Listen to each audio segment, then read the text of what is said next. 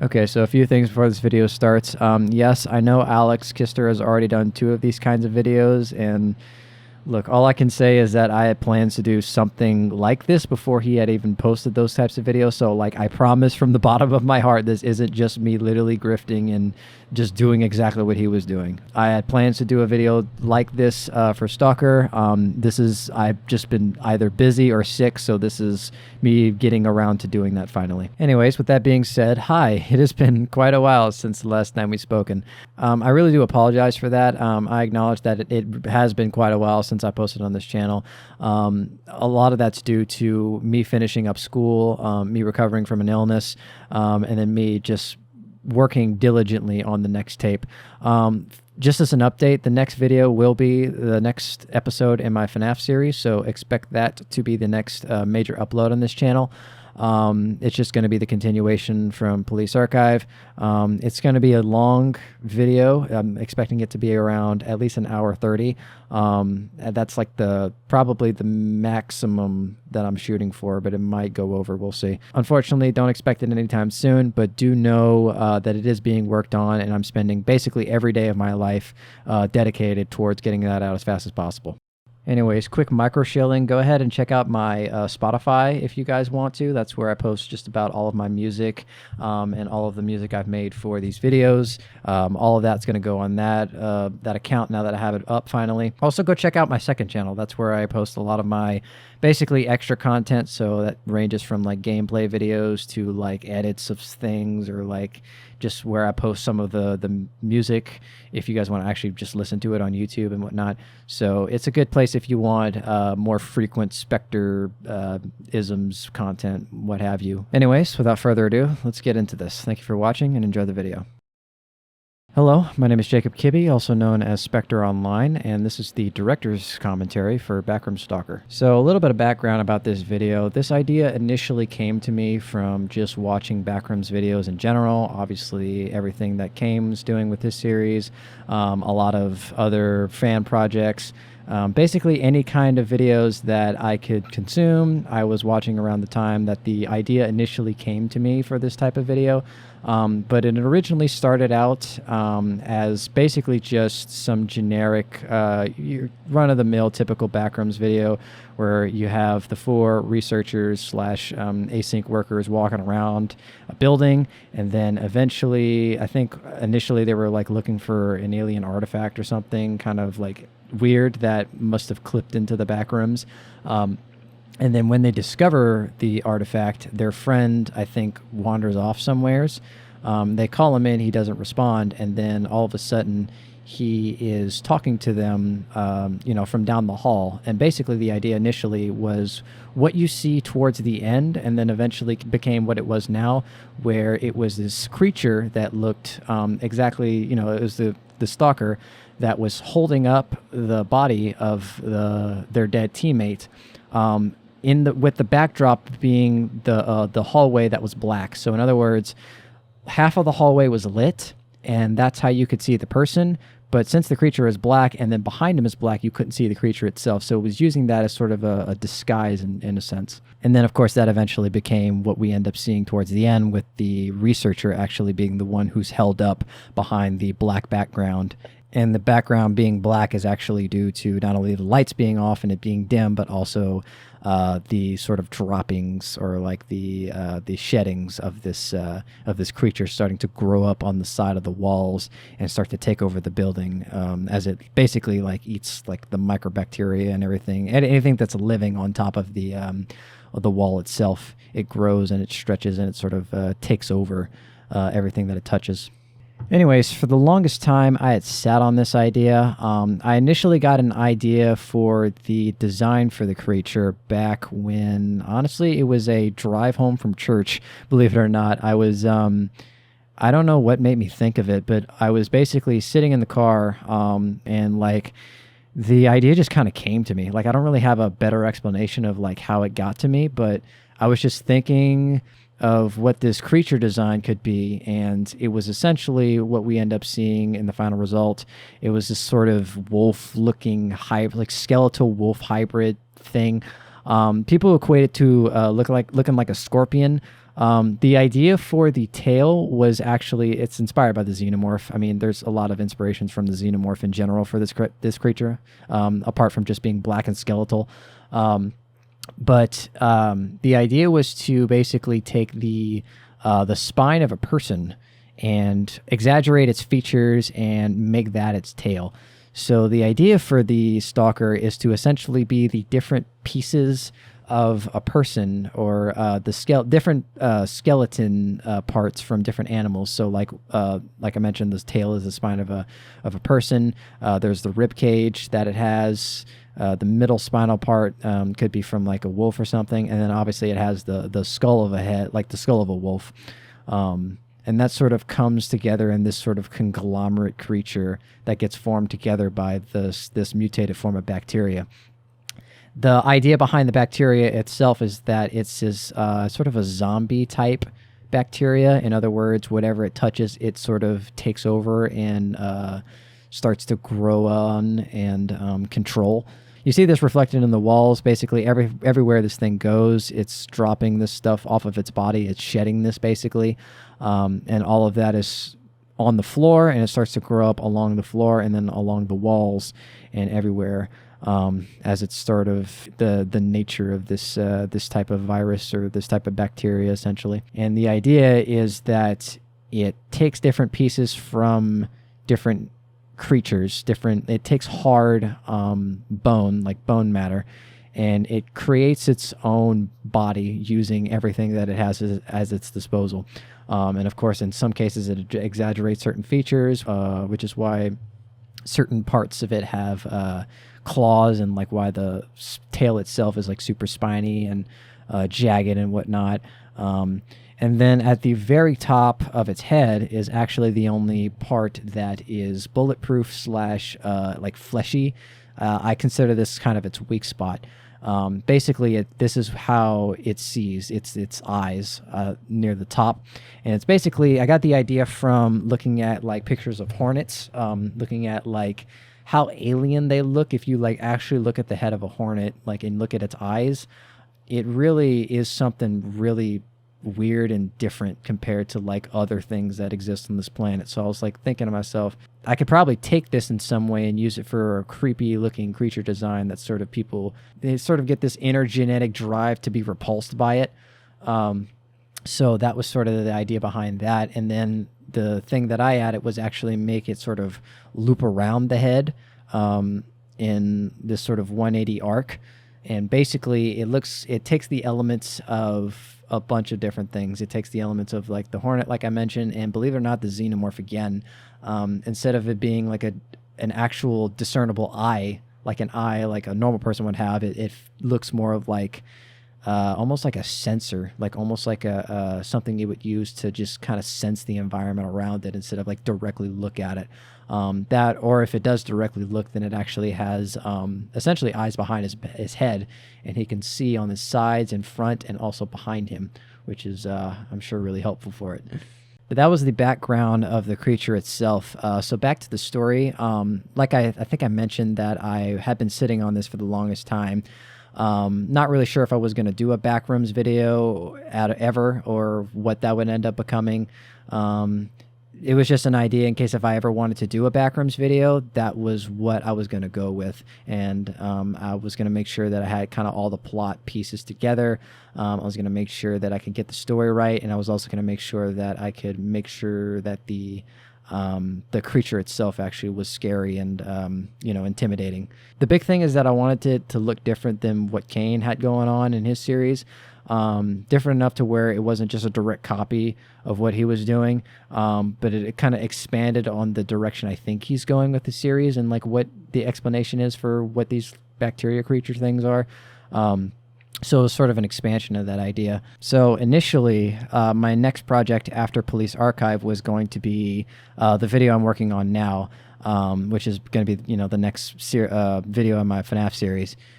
But I found out really quickly that I didn't have all of my pieces together to make that video quite yet. you know, I didn't have all my ducks in a row. I didn't have all my ideas straight. Everything was changing all of the time. And the big thing is I wanted to make sure I got everything right this time, because my big mistake that I think I made in Police Archive was not doing enough research. And that really, in plenty of ways, came back to bite me in the ass. So with this video, I knew that, especially after the reception of Police Archive, I knew that I wasn't in a good state to make that video quite yet.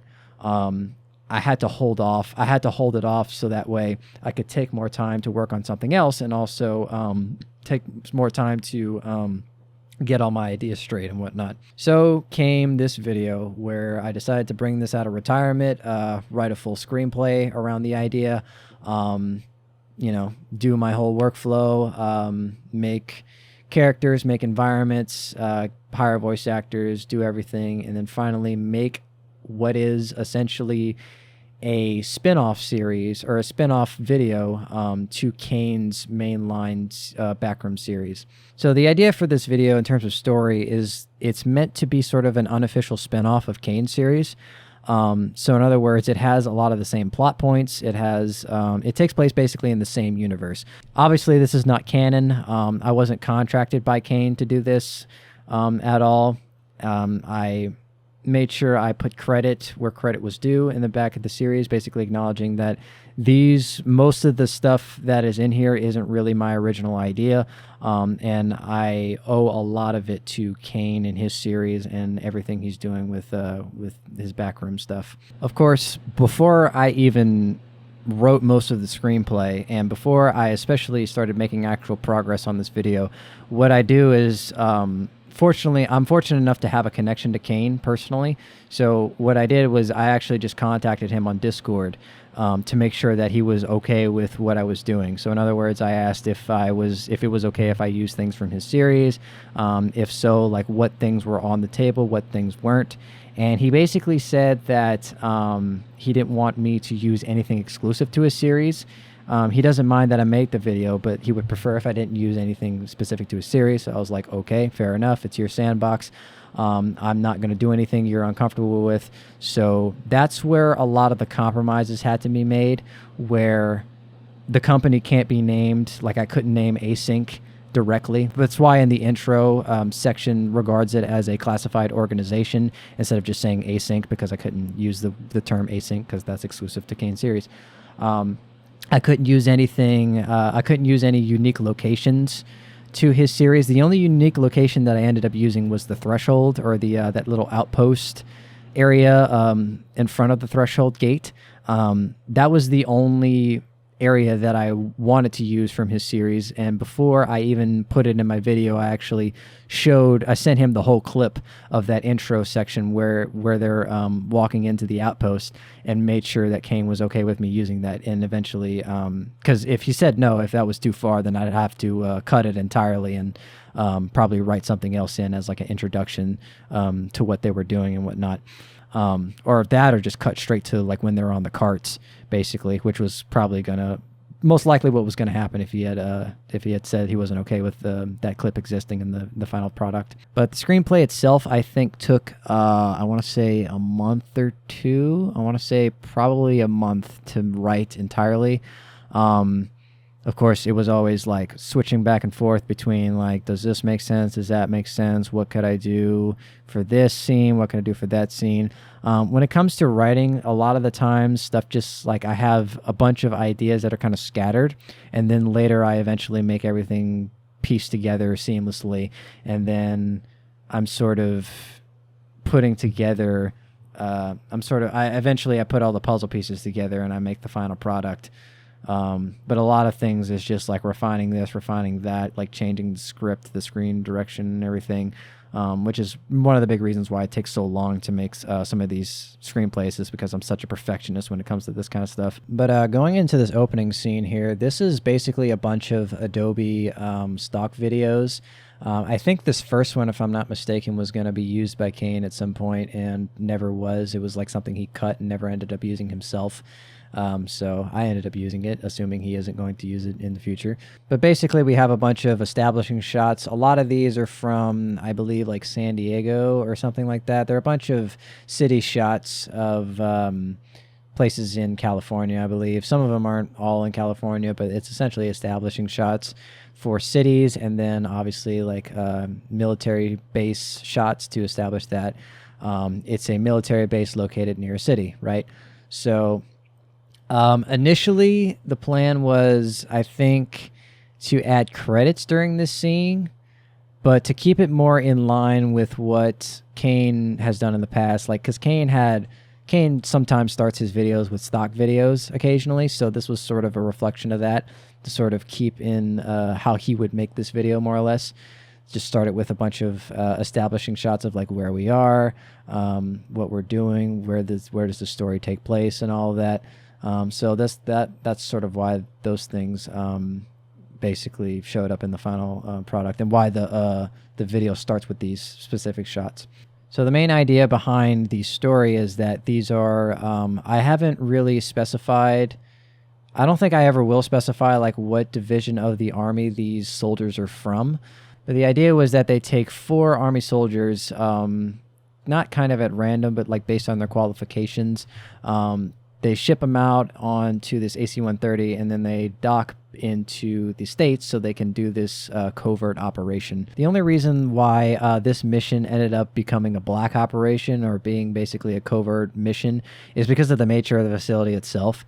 The async, the backrooms, essentially. It's implied a lot of times in Kane's series, I think, that the entire project is classified, so basically only the people working on it and like the people funding it, so the federal government, really know about it or know of its existence. And I assume the existence of it is kind of being hidden from the public, at least for now. So the idea was to have these soldiers come in. Basically, this accident happens at this place, and so the soldiers are sent in to sort of be the cleanup crew, more or less, the rescue team, to help these people out. So like I mentioned before, the idea initially was that it was just a basic research team, and then it was sort of this generic horror backrooms flick where it's 4 researchers go into a place, some crazy thing happens, and then, they either get scared off or they all die or something like that. And I thought that was a bit too generic. I thought that had been done to death around the time of making this, so I kind of spiced it up a little bit. And instead of the researchers going off into their own and, either getting lost or losing one of their members, they just straight up fall down into a hole. And then the idea went from, oh, we're looking for our friend, to, oh, we're rescuing our friends because they're still alive. Believe it or not, I'm still a little undecisive about what exactly happens to the research when they fall down. From the video, it's a pretty high drop, so at the very least they're breaking their legs, which was sort of the intent. But I'm sort of on the edge on whether or not I've made them actually survive the fall or not. I'm sort of leaving that up to the audience for them to decide for themselves. Maybe they survive the fall, but only for a little bit, just in time for like the Stalker to like hear their voices and start to mimic them. Or maybe they just didn't survive the fall at all and just immediately died, and then the Stalker just knew to copy their voice, which is not as good of an explanation, but it's one that makes more sense in terms of like practicality, because a fall like that what we see probably would be fatal. And it's actually something that takes these people off guard, because initially they even say in the presentation they expect the drop to be around 20 to 50 feet, which is around the height that is recorded for a person to survive. So we know for a fact that if you were to fall off of a ledge between 20 to 50 feet, you will either break your leg or become paralyzed from the neck down. But you will still make it out alive. You will still survive that fall technically. Now, of course, how deep the hole actually is completely up to interpretation. But when they discover how deep it actually is, that sort of changes things and alters the plan, which is why Hudson is eventually tasked with staying on top, in case everything goes wrong. Because they expected this to be a kind of a small hole where they could, shout to each other or something. But it looks like if they end up getting stuck down there and for whatever reason they can't contact help, then it's probably better if they have someone at the top who they could physically scream to in case things go wrong, and then that person can, radio for help or do anything that they need. But looping back to the intro here, the idea was to actually make it sort of start off kind of like an early 90s movie. Back in like the late 80s and early 90s, so like movies like Top Gun and A Few Good Men, Days of Thunder, just to name a few. A lot of those kinds of movies would, all Tom Cruise movies, funny enough, but all those movies would start off with like intros of things happening, just, things relating to the story itself, or things that were relevant. And basically all those things would flash up on screen and the credits roll while all those things were happening. That was, again, like I mentioned, the original idea was to have all the credits roll at the beginning, but I decided against it because I wanted to make it look like an unofficial Kane video, in other words. But you can hear this reflected in a lot of the soundtrack and a lot of the synth choices. So, for example, the JD800 was used a lot in basically every single track for like a majority of things. Either it was for like atmospherics. It's the opening pad you hear at the beginning of the video. It's plenty of things that were used with it. Voices, like vocal type effects, pad sounds, other synths that like I needed. I think I might have used a bass. I don't think that was like the main bass in section. I think that was the I believe that was like a Moog emulator. I think it was like the Viking synth or something like that. But yeah, that was a big inspiration, was just like 90s movies, how 90s movies opened, and then like 90s movie soundtrack, like what did those things sound like, and how could I replicate that sort of sound, that distinct sound that it has. Because like you can tell when a movie's made in the 80s because it has like a lot of the synths that were overused at the time. And then that's kind of the same deal with the 90s. A lot of those trends, a lot of those same kind of composers, synths, all that kind of bled into the early 90s. So before the culture in general started to shift towards the middle of that generation, things mostly still look like the 80s coming out of the 90s. And so since this story takes place in 1990 on the dot, I wanted to make pretty much all aspects kind of reflect that in a way. So getting on to the characters here, we have plenty of characters. The main forecast is what I'll go over first. Then I'll talk about section, and then just sort of the general cast of everything. The first character is Miller that I came up with. This is sort of the leader of the group. He is the captain. He's a captain in the army. That's his official rank. Technically, in a black operation, everybody's kind of the same rank. You sort of work as a team. I mean, there is a leadership structure as far as I've been able to gather, and I think it's just whoever has the highest rank is sort of the leader most of the time. But he's the head of this operation in terms of like he's the one calling most of the shots behind the guy who initially called this in, section, the guy actually running everything and who put them on this assignment to begin with. Miller is voiced by Reach Animations, who did a phenomenal job not only voicing the character but also helping me with all kinds of aspects on this video. He helped make 3 songs that show up on the soundtrack, and also helped with sound design, sound editing, and also animation work. He did all of the animation for the Stalker, except for like a couple shots, which like I think the only shot he didn't do animation for was the final shot at the end. I think that was done by me with using constraints essentially, because the Stalker has its own rig. The Stalker was rigged by me, and it has constraints and everything. It's got like IK legs that you can sort of constrain to certain bodies, and anytime the mocap moves, it sort of moves with it. And so then if that's the case, if it's just a hand that's clawed on the back of a leg, and you do a lot of the movement in for the mocap animation, there's not really a whole lot of extra animation you need to do on top for the Stalker itself. You really just constrain some parts to different things, and then refine the animation itself so it doesn't look too janky and whatnot. But back to Miller, if you'll notice, his rank is a captain, and his name is Miller. So if you've seen Private Ryan and can put 2 and 2 together, I think you can figure out where I got that name from. This Captain Miller that shows up in that movie. Inspirations for his design, I think, come from Alex from the Modern Warfare 2019 reboot. I think I just wanted characters that looked like they were from Modern Warfare, because just generic military faces to sort of be the characters in this story. So I sort of modeled this character to sort of look like Alex from that COD reboot. The next character is Lieutenant Hudson, which is the character I play. I initially didn't want to play Hudson. I wanted to find somebody else. Initially, Scarecrow, who also plays a character in this video, I initially wanted him to play, and then I had another actor lined up to maybe try out for him, but he didn't really sound right.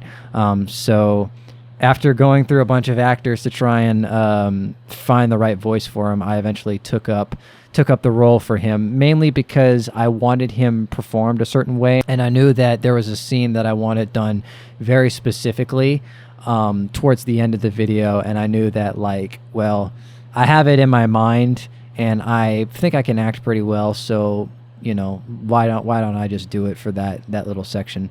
But the idea for Hudson was to be this, you know, devil-may-care type character, this guy who doesn't really care about what's going on. He's just tired. He doesn't want to be here. And you can see this when we first see all of our characters sit down initially. They all have their own ways of sitting down. Each of them sit down. That kind of reflects a part of their character. And then we eventually get to Hudson, and it's very clear he doesn't want to be here. It's very clear that he's super fed up with having to wake up early just to be in this situation and having to do this job. But if Miller is sort of the older brother, mentor, kind of Obi-Wan type character, Hudson is very much the like Han Solo, like I mentioned, devil-may-care type character that's just kind of there but doesn't really want to be there. Slightly impulsive but super professional and reserved when needed. Still is respectful, still follows commands, and obeys his superiors. I remember getting a lot of flack that he actually backtalks the CIA agent section, and the only reason he does that is because he knows he can, because that isn't a superior officer. This is just the guy putting him on that mission, so he could basically treat him however he wants. I mean, obviously it's, you know, it's best to be respectful to no matter who it is, but like I mentioned, he's sort of this rogue type, I don't care type character who calls bullshit when he sees it. So I at least thought it was fitting that he would sort of be the first one to sort of question what's going on here and to call out a lot of the nonsense that's afoot, if you will. Anyways, the inspiration for his design is, as some people have already called out, is Philip Graves, obviously. That was probably the biggest inspiration in terms of like the haircut, in terms of how he looks. If I had that guy like on call, if he was able to be reached by someone like me, I probably would have just hired him for the job, modeled his face, basically got him to voice act, because I basically wanted Philip Graves, you know, the guy who plays him, to play this character. But I knew I couldn't do that. You know, I'm not on that high level Hollywood, you know, tier list quite yet where I'm getting like AAA voice actors. So I just worked with what I got. But the inspiration was obviously Philip Graves, just to make someone who would kind of fit the personality that was sort of molding this character into. The next character is Jackson, who is voiced by Nix Moon Reeds, and this is the first time I had worked with Nix. He had basically sent me his audition, and he, you know, was trying to make a connection with me, basically saying that, you know, if I wanted to pick him for any roles or for any upcoming roles that I had him in mind for, to know that he exists and know that he's interested. So yeah, I pretty much immediately thought he would be perfect for Jackson, because that was around the same time I was writing this video. So the initial idea was to put up an audition to eventually find the voice of Jackson. The original plan, actually, funny enough, was I was going to play Jackson. I wanted to play a role in this video, but I didn't really know who it was going to be specifically. If I had found a better voice to play Jackson, who I think would fit better, then I was going to replace that person with that character, which eventually ended up becoming Nix.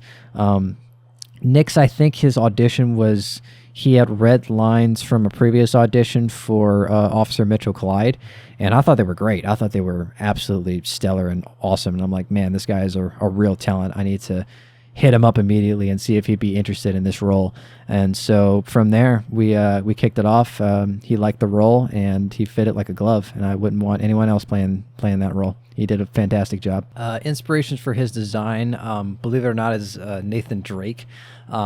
I needed someone, I basically just needed faces at that point, but I wanted someone who looked sort of, not boyish, but sort of had a bit of innocence in his face and sort of showed that this is someone who hasn't really seen the field of battle as much as the rest of the cast had. So in the script, he's written to be a corporal, basically someone with a little bit more, experience under his belt, someone who's been in the military a bit longer. And I made the mistake in the video. His insignia on his fatigues is a private. And it was supposed to be a corporal. He's supposed to be a corporal in the story. So I might, if I ever make a sequel to this video, I might like reverse that and just like promote him to a corporal. So that way it's there and it happens finally. But yeah, the idea, he's supposed to be Corporal Jackson, but that was a mistake I made in the actual things, in the actual video itself. The insignia on his shirt is that of a private in the Army. So the big thing is I wanted to make faces or people that look like they match their voices. So at least in my opinion, I think Miller, Shannon, and Jackson all fit. The voice actors that I got to play these characters, I think their faces fit how I think they would sound. The only exception is me. I don't really sound like I could be Hudson. And I realized only after that I had basically made all of my lines and tried to deepen them, and it wasn't really working out. And then I realized later, I'm like, my voice doesn't really fit this character. And maybe that's, like some people said I had done a good job. Some people say that it fits, and that's their opinion. That's fine. Maybe this is just me being hard on myself, but I really do not think that like my voice fits Hudson, because he's supposed to be a character who is in his late 30s. He was actually supposed to be someone, he's supposed to be a Vietnam veteran. So he's been around for a while. He's actually like seen the heat of the combat. He's been in the military for quite a while. And he's sort of this rough, tough type character. And I don't really like, I'm 22. He's like 37, I think. So that discretion is probably the biggest thing in my opinion. But the big thing I wanted to find for basically all the characters, Jackson especially, were faces that looked like they matched the voices. Since I knew that if this time I was stepping it up a notch and moving away from just only doing mocap to now doing facial motion along with motion capture, I definitely wanted to make sure that the faces not only looked good but looked right, and that was definitely a challenge that I had to figure out and overcome. And last but certainly not least, we have Alyssa Shannon, the sergeant of the group, who's voiced by Lavender. So I had planned somewhere down the line to eventually give Lavender a more major role, because I had seen a lot of the voice work that she had done for other creators in the past, and I thought it was just like absolutely exceptional. It's definitely one thing to come across a female who's interested in doing these types of roles in this realm of content.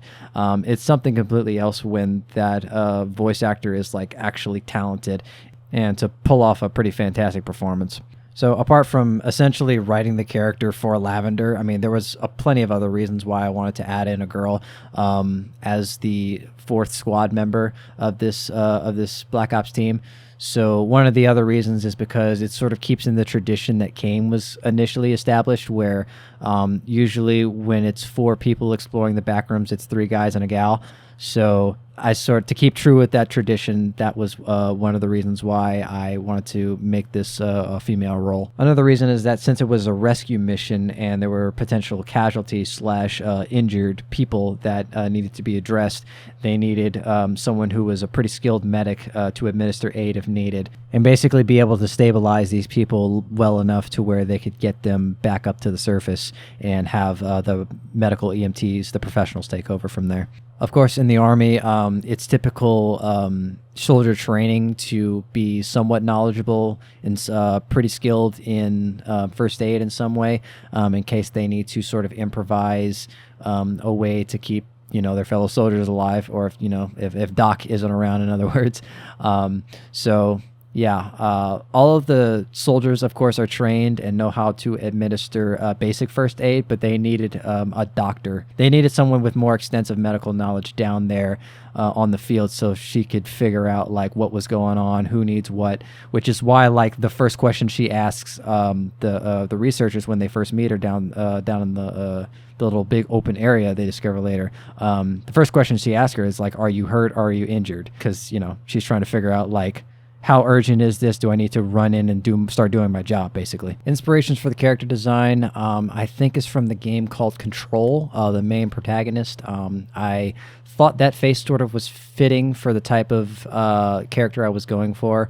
I wanted that face more or less. I wanted a face that looked like it could be a military woman or someone who would go into the line of duty. Obviously, that sort of relays back within the ponytail because there's a specific code or something, the specific dress code the Army specs and has spec'd for like the longest time. So she has her hair back in a ponytail, not only because that's easier to animate, and I'll be honest about that, that's easier to weight. Hair physics suck in general to do in Blender. If you do any kind of hair physics or anything like that, Houdini's probably your best bet, or any kind of 3D program that's made to do physics. But yeah, hair physics are an absolute nightmare. So as much as I can, I like to have hair that's just entirely weighted to the head. That way I can just move the head around and not have to worry too much about that. All right, now on to the CIA agent who goes by the call sign Section. Funny enough, Section is a reference to David Mason's call sign in Black Ops 2. I just kind of yoinked that, I'm gonna be honest. I thought it was a really cool call sign. It doesn't really have a lot of meaning, at least right now. So I just thought it was a cool call sign, so I gave that to him. I'm working on his actual person name. If I ever make a sequel to this video, that's probably the name he's going to be referred to going forward, if he ever makes a reappearance. So I'm working on his actual person name, but as for now, we just know him as Section. This character is voiced by Itsumi Wario, also known as Kyle. Kyle has done a bunch of voices in the past. He is most notable as playing Buzu in a bunch of other roles in the Walton Files series. The way I came across Kyle, funny enough, I heard his voice in the Mandela catalog when he played Gabriel, and I initially had him plan to play a certain character in my next FNAF series. I won't say what that character is quite yet because it's probably going to change considering some we'll just call them setbacks, but and some rearranging of voice actors in certain roles because, again, of some setbacks that I won't really get into. But anyway, speaking of those same setbacks, initially I had a certain voice actor planned to play Section, and the voice ultimately fell upon Kyle very at last minute. And honestly, I think his voice fits fine. I probably should have reached out to him first, to be frank, because I think his voice fits perfect for this character.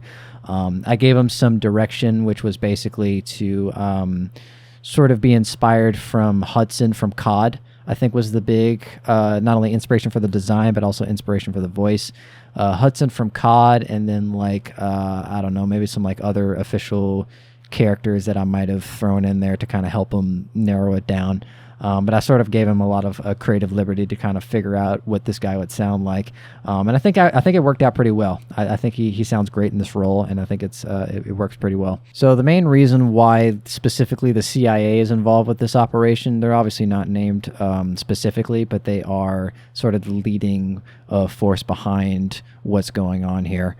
The big reason is because they are typically who handles all of the government's secret stuff. So anytime the government wants to do something and wants to keep that operation completely anonymous and wants to keep it unknown to the public and whatnot, just wants to get something done without anybody knowing about it, CIA is typically who you call about that kind of thing. And, they'll employ the right type of people for the job in order to get whatever needs to be done figured out and squared away. But since the facility itself is classified and thus all the information surrounding it, there's plenty of things that this character can't talk about, which is why the main reason why he doesn't name the company is because of the copyright thing I mentioned earlier with Kane requesting that I didn't use anything specific to a series, but I worked it into the story since it's technically a black operation being headed by the CIA. So it would make sense why he would sort of black out certain parts of the mission and wouldn't explain certain details.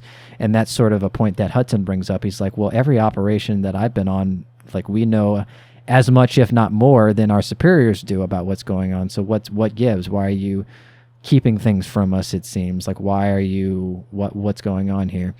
And that sort of goes into Hudson's motive as to why he's sort of the way he is throughout the video. He's sort of questioning everything that's going on. He's sort of not really a fan of everything. He thinks this operation's shady from the start. He still agrees to do it, which is interesting because, you know, Section even offers for him to leave and say, hey, you know, everybody else who wants to do this, you're going to get a bunch of money. But if you want to opt out, I mean, by all means, we'll figure something out. We'll get you replaced if you're not willing to just, you know, basically put your head down and get this done. To be honest, I haven't really worked out the big motive why Hudson still kind of agreed to go along with the operation despite knowing the risk and despite knowing that things are kind of screwy. I haven't really worked it out apart from just, you know, I wanted him in the video, to be fair. But I think I can come up with something pretty believable and feasible that would make sense. So that, I guess, is the intention if it ever comes up in the sequel, or if people are wondering about it, if it's a question I need to answer or anything. But back to Section again, the idea was to add in a character who's very secretive, who's very not open about most of what's going on, like who he is, why he's involved, or anything like that. He basically only gives out the information that his higher ups allow him to. And just answers questions to the best of his ability. He answers what he can. It's clear that he knows something else is going on. It's clear that he is well aware of the danger that's there, and it's almost as if he's intentionally leaving it out for an alternative motive that may or may not be elaborated come the next sequel. So we'll see how that bodes out. But anyways, the idea behind the character was sort of to add that CIA kind of secrecy bullshit into the script. It's like, yeah, the CIA is running it, but the government sucks at fucking doing anything. So, of course, they're probably going to, there's only certain things that they can say, and there's things that they needed to tell them that they just didn't, and it results in the accidents that end up happening later in the video. Inspirations for the design, like I mentioned, Hudson. The big one was the one that I directly modeled from was Agent 47 from Hitman. I wanted someone who looked kind of bald, who would look official in a suit.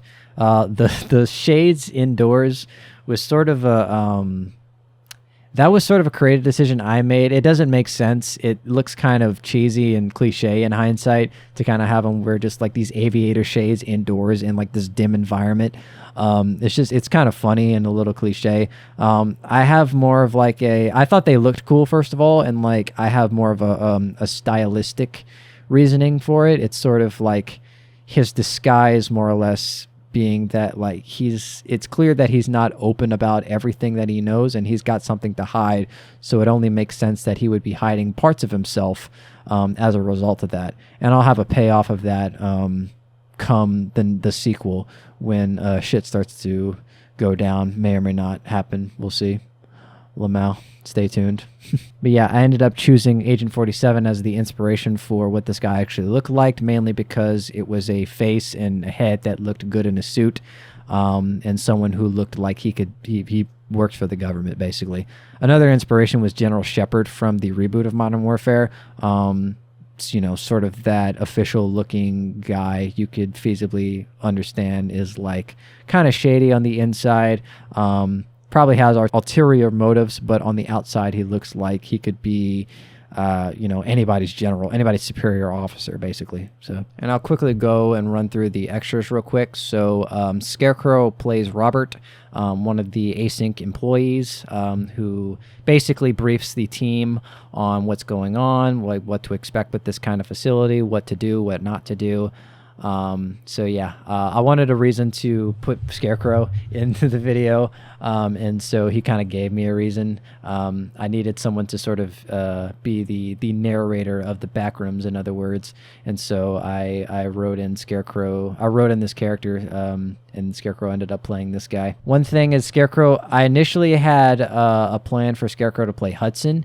And then he mentioned that he wanted a more explanatory role, so I ended up just giving him Robert because, apart from Section, who had already been cast at that point, he was the second most explaining role that I had available at the time.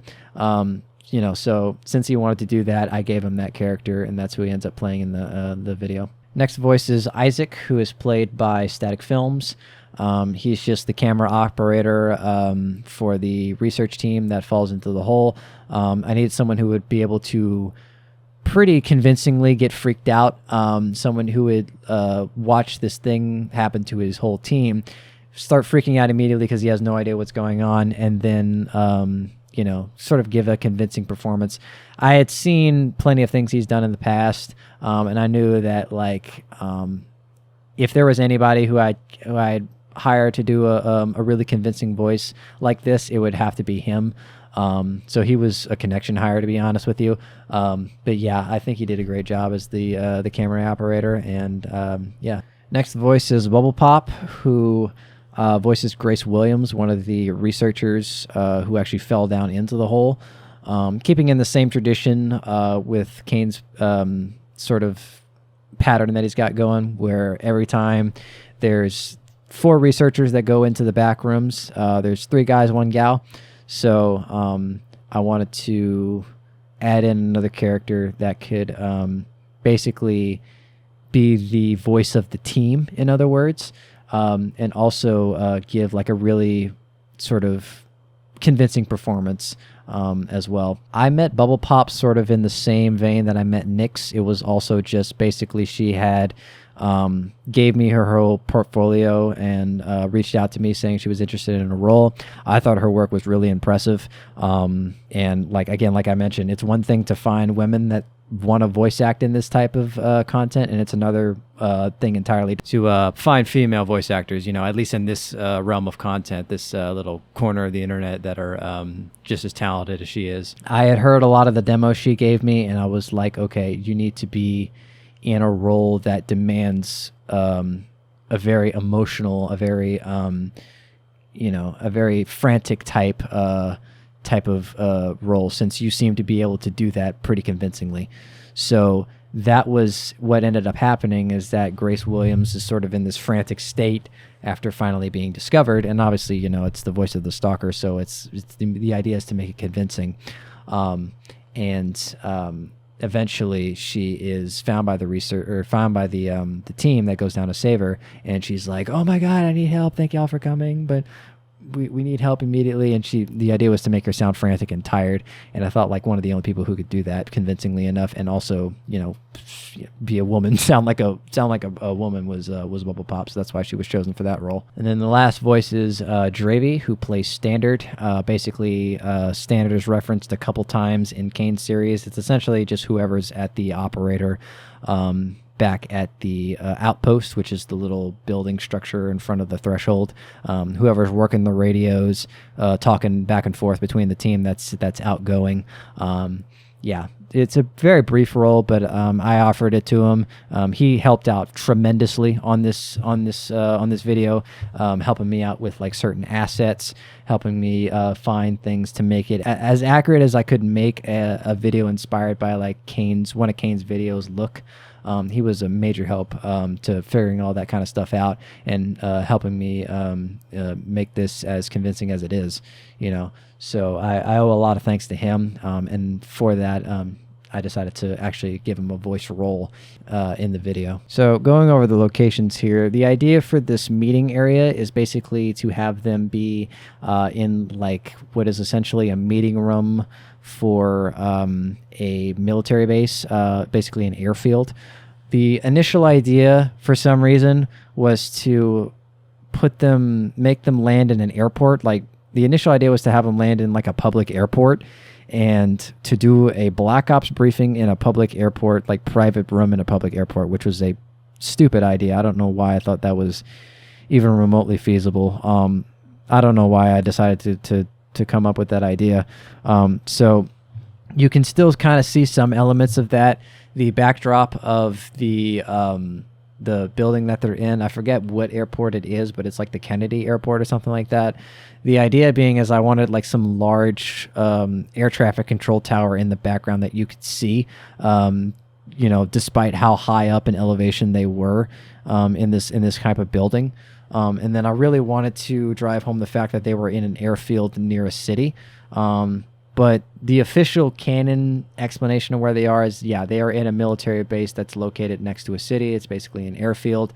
They drop there, and they essentially, the idea is they don't have enough time to, get transported to a covert facility because they're on the clock to try and get this done. So they really only have time to like get the guys in, brief them on what's going on, and then get them equipped up and then ship them off to where they're supposed to be. Inspiration for this place is just, airfield, obviously. The idea was to make it look like a meeting room that could be used by the actual airfield, the people working in the airfield itself.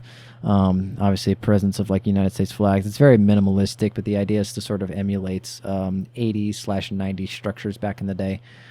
So that was sort of the idea behind the look of the office itself. While we're on the topic of this little meeting room and we're getting shown all of the images, I want to talk briefly about the hazmat suits. So the main reason why I sort of came up with the excuse that it was a pressure system, the initial idea was to say that there was so much pressure that they needed to wear what is essentially like a diving helmet to sort of keep their own flow of oxygen circulating, and also to just give them a helmet of some kind. Because usually soldiers are fielded with some kind of ballistic protection, some kind of ballistic helmet. So this was supposed to be kind of a mix of all three. And basically, it was a self-contained system. They needed to be self-contained, breathing their own oxygen, and then like basically be just a source of protection for their head, as traditional as the Army typically is with this sort of thing. But that was sort of the idea. I wanted them to be wearing helmets to sort of not only visually make them look different than a lot of Backrooms models that people typically use for their characters that roam around and whatnot. The really good ones have all been used at this point, and I wanted to sort of set myself apart. And I always had a different vision of what these guys look like. The pressure thing was more of like an excuse that I just kind of threw in onto like why they're wearing helmets versus gas masks. I just kind of made up a thing where it's like, because the pressure down there is a lot higher than it is up here, so they're going to do that to reduce the risk of like, getting pressure sickness or passing out during the mission or anything like that, to keep them at full operating mental capacity at all times while they're down there. And then obviously give them protection for their head and serve all the other purposes that a helmet does. And then the main reason obviously is that I think it looks cool. The inspiration for the design came from the Abyss, the diving helmets that they use in the Abyss. Funny enough, one of the main reasons why I actually went ahead with this project is sort of, I wanted to treat this as like my Abyss, in terms of like, the movie that the director kind of had in the back of his mind, but he was also writing while working on another project, and then he just gets out and then, see how it does. I'm really heavily inspired by James Cameron and a lot of his work, and a lot of that's kind of reflected in this video itself. I met plenty of people have pointed out the comparisons to Alien.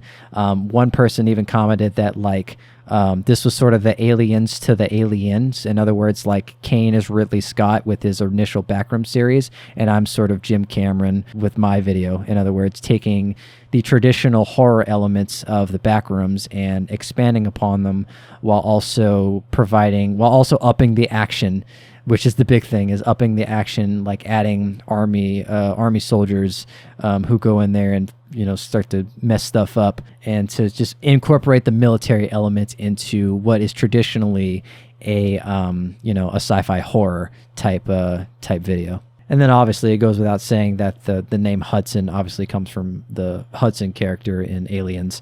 They're not really the same type of character. These are two, I think, separate types of characters, but I thought that name was really cool, and so I ended up using it for the character that I play. So another little Easter egg that only a few people had actually pointed out in my comment section, but there's another Easter egg to a different director in this video.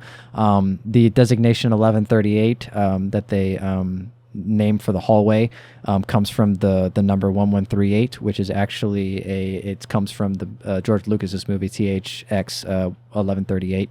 And then that number is used a lot in a lot of the things he does. It's a Easter egg that shows up in a lot of his movies. I think it was like the name of like one of the studios or something that he was in charge of or had access to at one point. So that was sort of an Easter egg to that director.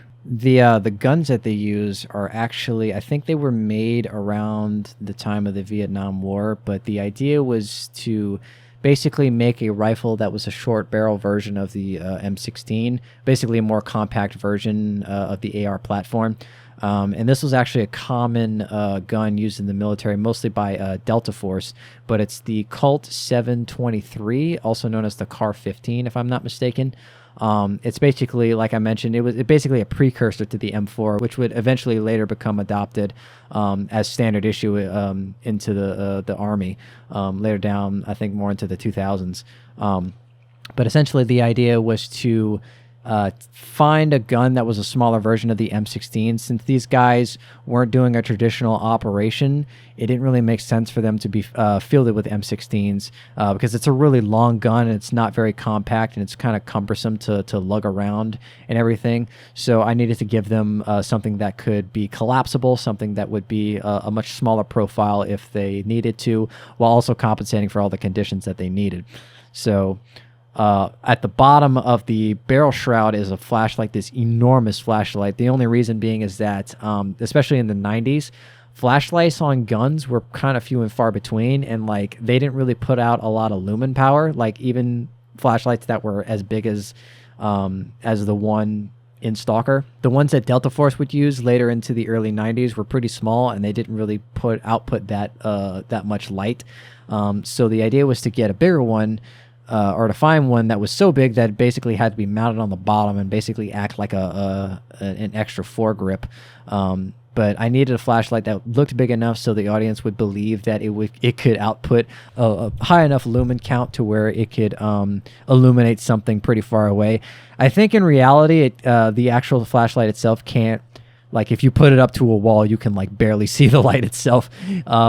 I think, the bigger one's probably better than some of the smaller ones, obviously. So I guess there's some degree of realism, but the idea was to add a flashlight at the bottom of the guns and then a flashlight on the helmets, so that way no matter where they would look, they would be able to see, and no matter where they pointed their guns, they would be able to illuminate it and see what was going on, because they're compensating for what they believe to be low light conditions based off of the description that the supposed surviving team has been giving them this whole time. But anyways, the video eventually cuts, and then we open to this little changing room area, which is actually in the async facility. I don't think I ever really established that, but the idea was that this is just like one of the locker rooms for the async researchers. This obviously isn't an official location from Kane. A lot of the additions that I've added in are purely from my end. There isn't, as far as I know, there isn't a locker room that's like at least this big over in async, according to Kane.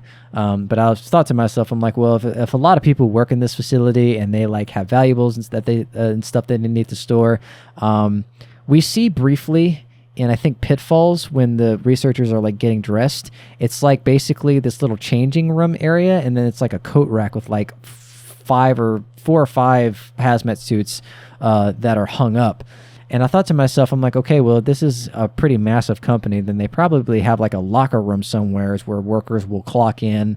If they're putting on hazmat suits, then they need to put all their belongings in this locker so they can change into the hazmat suit and then, you know, go to work or whatever, or, you know, anything else that they need. I mean, obviously, there's only a couple workers that actually go into the backrooms themselves. You know, and I'm sure some others, you know, will are mostly outside and stay in their regular clothes. But, you know, like I've worked jobs in the past, and most of those jobs we have like little lockers and like places to put our little belongings. So I thought it would be a neat addition to add something kind of similar into the async facility. But basically, each of these guys have all their equipment in separate lockers. They are told which ones they are in. This is obviously, I don't think I said this, this is after hours. So all of the other workers are home. Basically, the only workers that are there are Robert and the other guy that we see in the video. That's the only, like, apart from them and like a supervisor and like some EMTs that arrive later, they're like the only people like in the facility at that time. Because everybody's off of work, so that way, you know, this team that's going in to rescue them isn't A, seen, and then B, they aren't interfering with daily operations. They aren't interfering with the work that these people are trying to do. But I'm really proud of this little segment, this little shot in general. I think it's probably one of the more realistic looking shots that I've heard from most people. I attribute a lot of that to how I ended up filming the final product, which essentially was just me taking an actual VHS camera in real life and basically just pointing it at my monitor. So every VHS segment you see is pretty much an actual VHS camera pointed at my monitor. So that way, anytime the lighting changes or if there's anything that would cause the exposure to drop or increase, all of that would realistically be affected. That would all realistically affect the camera because, you know, it's a real camera. So that obviously removes the need of putting in realistic VHS effects because it scans to the VHS cassette that it uses, and then obviously all of the stuff that comes with an actual handheld camera is factored in as well because it takes into account actual exposure, whatnot. The only thing that I had to add in that would not have been taken into account is the glare that you see from all of the lights, and then the camera dirt, basically all the dirt on the lens that sort of get reflected when the camera points at anything really highly emissive. Like, yeah, you can probably reproduce these things with a camera, but it probably won't look as right, and you can definitely tell, like, if you've got a camera pointed at a light that's really bright, it's going to give off some glare, and there's not really a good way to match that in Blender. Especially in like the way that I'm recording, the way that I'm doing my VHS effects for this video, like a monitor only has like an even distribution of light. Like it only outputs a white light at a certain magnitude, and it can't really emulate the magnitude of an actual lamp that you would, you know, if you pointed a camera at, it would create glare. So that's why that was sort of added in post. Along with like chromatic aberration to compensate for a lot of the missing bits of it that wasn't added by the camera, just to kind of make it look a lot more retro, because the camera I was using was a lot newer than the time it was being recorded in. So the camera I was using was actually from the early 2000s, and actually, fun fact, he used to record a young Spectre back when he was growing up and he was like in his infancy. But my parents held on to that camera, so I ended up just I needed a VHS camera to record this onto, and ended up just using that. So what's fun, another fun thing about that is anytime you see any of the glitches, or anytime the basically the reading track gets interrupted and you see a lot of these like chromatic looking glitches and flares, that is what happens when you tap on the camera while it's recording to VHS, and then essentially I think the magnet, whatever prints it onto the VHS itself, kind of gets messed up because all of it's, you know, analog technology. So you can mess with it and you can basically use it to your advantage. So if the camera is dropped, you can actually like hit the camera, that, you know, you can hit your real life camera and then make it sort of skip on that VHS and then create a lot of those like chromatic distortions that would be created in real life if you dropped an analog piece of technology, especially like a video recorder or anything like that. So that was obviously a plus. This is probably how I'm going to do a lot of my VHS effects going forward, because it's super easy. It looks just as good, and it creates an output that I think is kind of incomparable versus just creating artificial VHS effects and doing all this stuff with like added programs or even like a separate VCR. You know, I feel like this is a great alternative. So moving on to this little section here, this is the shot that I had to submit to Kane to make sure he was cool with me using, because this is a location specific to his series. This is that little outpost area at the front of the threshold. The idea is that this is set I think a couple days after presentation. So it kind of fits between presentation and then whatever video, I think, what is it called? The video that comes after presentation. I forgot the name of it. Hang on. Oh, reunion. Yeah, that was the name. So this is the video that takes place between presentation and reunion. That's sort of the idea. The idea behind this spin-off video was to sort of take a place between those two videos and sort of explain kind of what was happening or what could possibly have been happening between that time, because it's pretty substantial stretch between those two events in Kane's series. So right here we can see they're walking out, and Robert is basically explaining them what the facility is, what's going on, what to avoid, what not to do, essentially. And the idea is he's going to drive them to where they need to be. And one thing I completely forgot to even remotely start talking about, the mocap. I'm gonna go ahead and talk about that now, then when I have the chance, so I don't forget to later. But the mocap is all done with a Rococo mocap suit. I think Kane uses the same thing. I'm not entirely sure. I think he mostly uses Mixamo animations, but I needed a full-on mocap suit for basically all of the shots that appear in this video, because Mixamo's very specific. It only has like a library of things you can do, and I'm not a good hand animator. I'll be the first to admit that. That's why I got Reach to do basically all of the hand animation work that was required in this video. But I took care of the mocap. I did all of the mocap for all the characters, including the face mocap. I'm not going to get into how I do the motion capture for the faces, or like how I made the characters themselves, or where they come from, mainly just for confidential reasons. But just know that making these characters themselves and putting them together to be used in the way that I needed them to be used wasn't exactly an easy feat to put together and make functional. But I eventually did, and I'm really happy with the final result. I think that everything looks pretty good. What's probably most interesting about motion capture animation is, like, apart from maybe the face mocap, which only really needs like a little bit of refinement, the body mocap needs exponentially more, especially if you have a much cheaper suit that's technically, in quotes, more affordable, because motion capture technology is extremely expensive. The stuff that like AAA studios and like movie studios use for their motion capture is like Vicon systems and like high-end capture systems that pretty much go into the 5, 6, even sometimes 7 figures in order to get like the best capture performance and data that they possibly can. But I think the money really pays for not only the equipment itself, but also how high quality the precision is for a lot of the animation that is finally outputted. Because especially with a Rococo suit, it gives a pretty usable final product, but the flaws are definitely visible.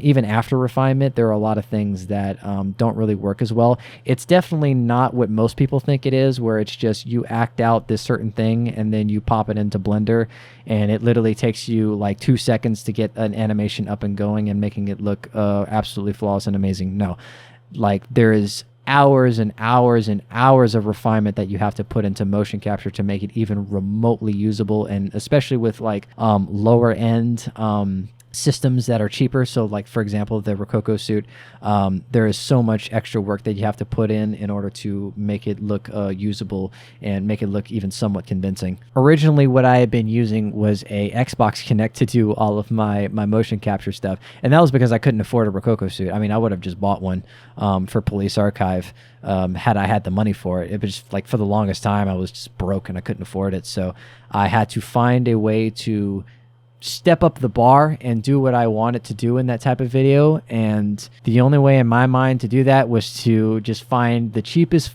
possible way I could physically find at the time to do mocap. Now there's like ways you can do mocap with your phone, and like AI takes over and makes it like look really good, which was just not available at the time of making police. Like basically very minimal, if like zero AI tools were available at the time, and I knew about absolutely zero of them. I only figured out about AI like up until around, I want to say June of 2023, so like a couple months after Police Archive release, and AI image generation was still like in its infancy, and it wasn't really being incorporated to the effect that it was obviously later down the line, and the effect that it's, you know, the level that it's at now, which is absolutely crazy and kind of concerning in some areas, to be honest with you.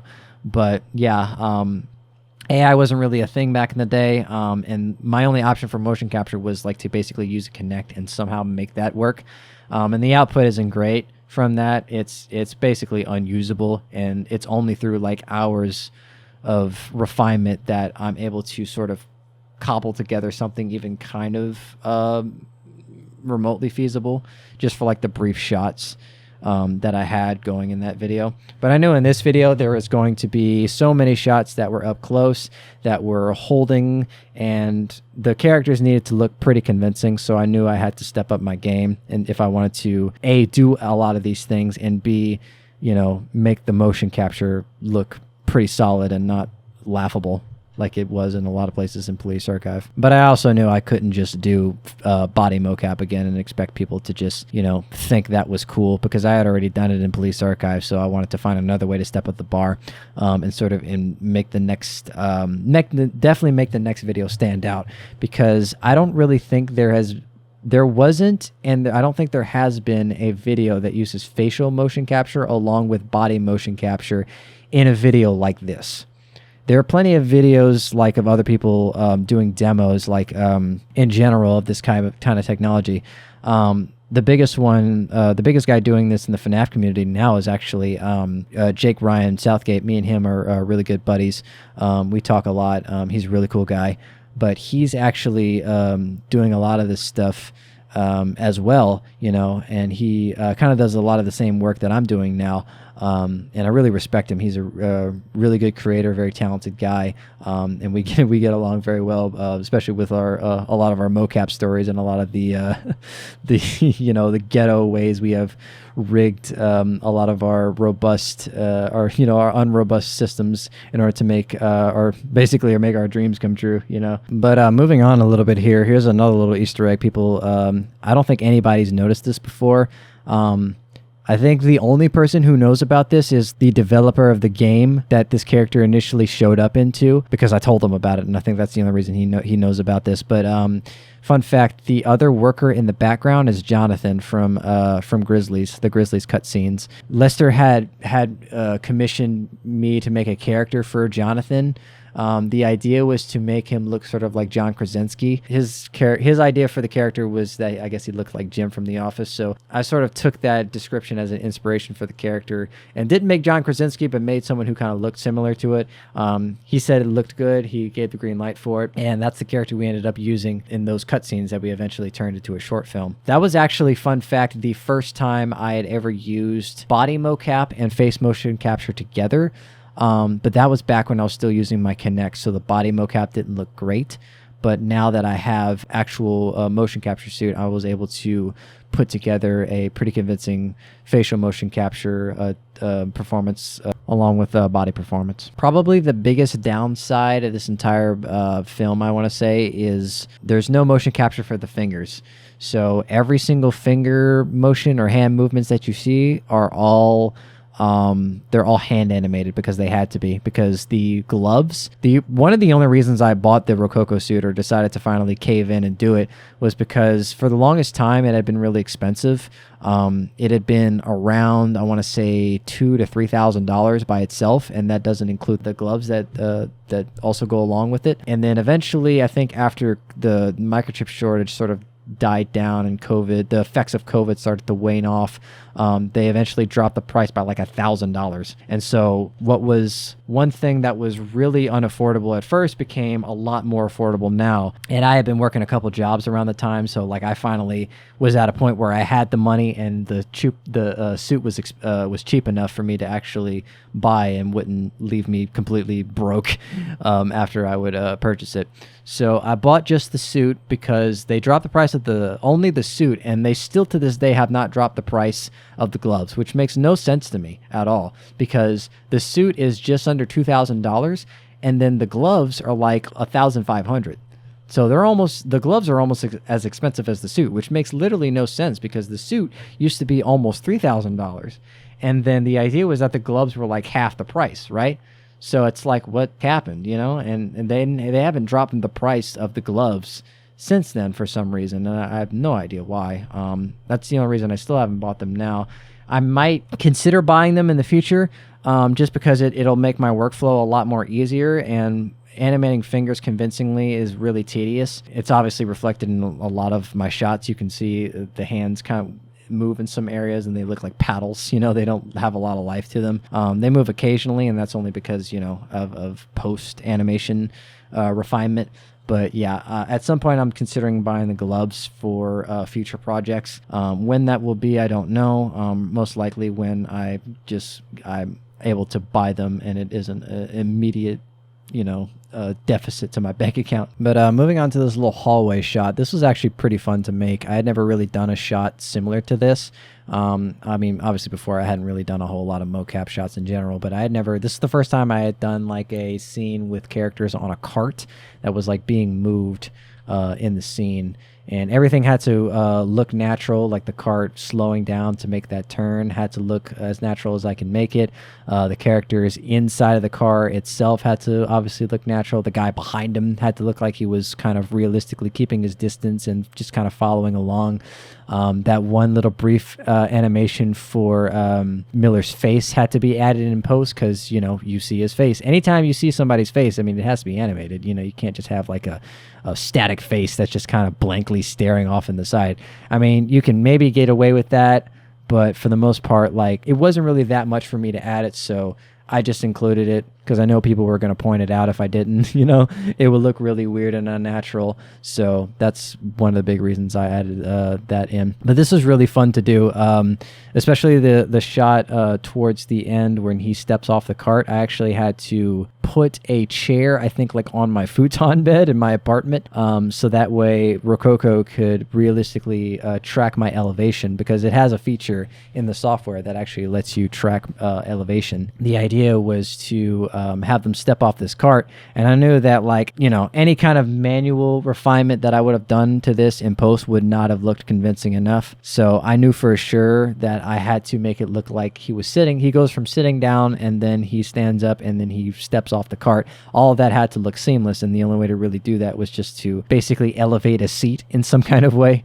and then have him still have enough room so he could walk around to the other side of the cart. So I had to find a way to do that in my, the 80s apartment that I was sitting in, staying in at the time. So moving on to this little hallway shot, this was a bit of a doozy for me to try and figure out how to do. What I ended up finally doing was recording basically an upper body movement of me just standing still with a Rococo suit. And then recording the characters, looking at each other, talking to each other, and all of that was recorded with facial motion capture at the same time. But the big thing was my legs weren't moving. And the big reason was because obviously I'm looking to the side. I'm not really looking at what's in front of me. So if I went go find an area that I had a long space to do this, it wouldn't have worked out. Mostly for that reason, because, I'm not looking in front of me, so I don't want to like run into like a post or something, or fall off, take a misstep or anything on accident while I'm recording and then have to redo the whole thing. And then the other reason is because I couldn't really find space in the area that I was staying in, and the little space that I had only had a certain connection range. So the way the Rococo suit works is that it connects to your Wi-Fi router. Basically, there's only a certain amount of range that you can actually walk away from your computer and it'll still be connected. It has its own designated hotspot, which has a pretty good and pretty long connection range. But at the end of the day, you have to be not terribly close, but not like you can't go too far away from your computer. Otherwise, it'll disconnect, and then all of that data from when it disconnected is just completely gone. So I knew walking down this long hallway that just wasn't going to work if I did the whole shot as one take in real life. So what I ended up doing was I just found like a basic like leg walking animation from Mixamo, and I basically just blended the two animations together by having a motion capture animation. What I recorded motion capture for on the upper part of the body, and have the Mixamo loopable seamless animation on the bottom for the legs, so they can just walk in place forward and not have to worry about them looping or looking unnatural. So yeah, I mean, it is kind of weird when you look at the final product, because what normally happens when you move your upper body to the left or right or something like that, your legs kind of follow with it.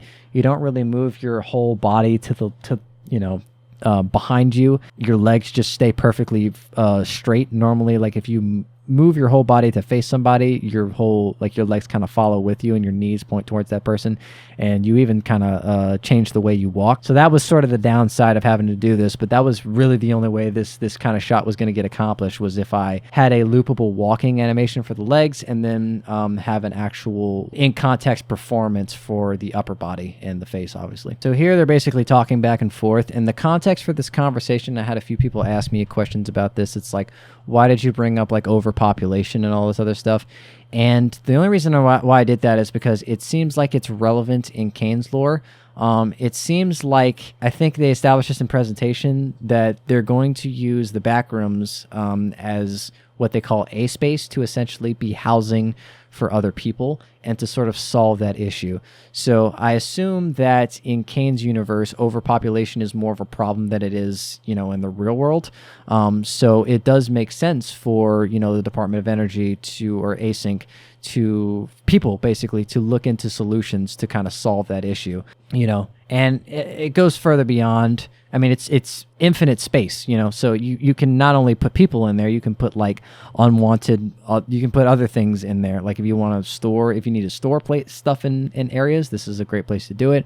If you have stuff that you want to get rid of, like, I don't know, maybe like nuclear waste, for an example, like that's kind of a big thing people kind of talk about when nuclear power gets brought up. It's like, okay, well, where do we put the waste? Well, it could be put here, right? So it's just space that can be rented out, and it's sort of the idea.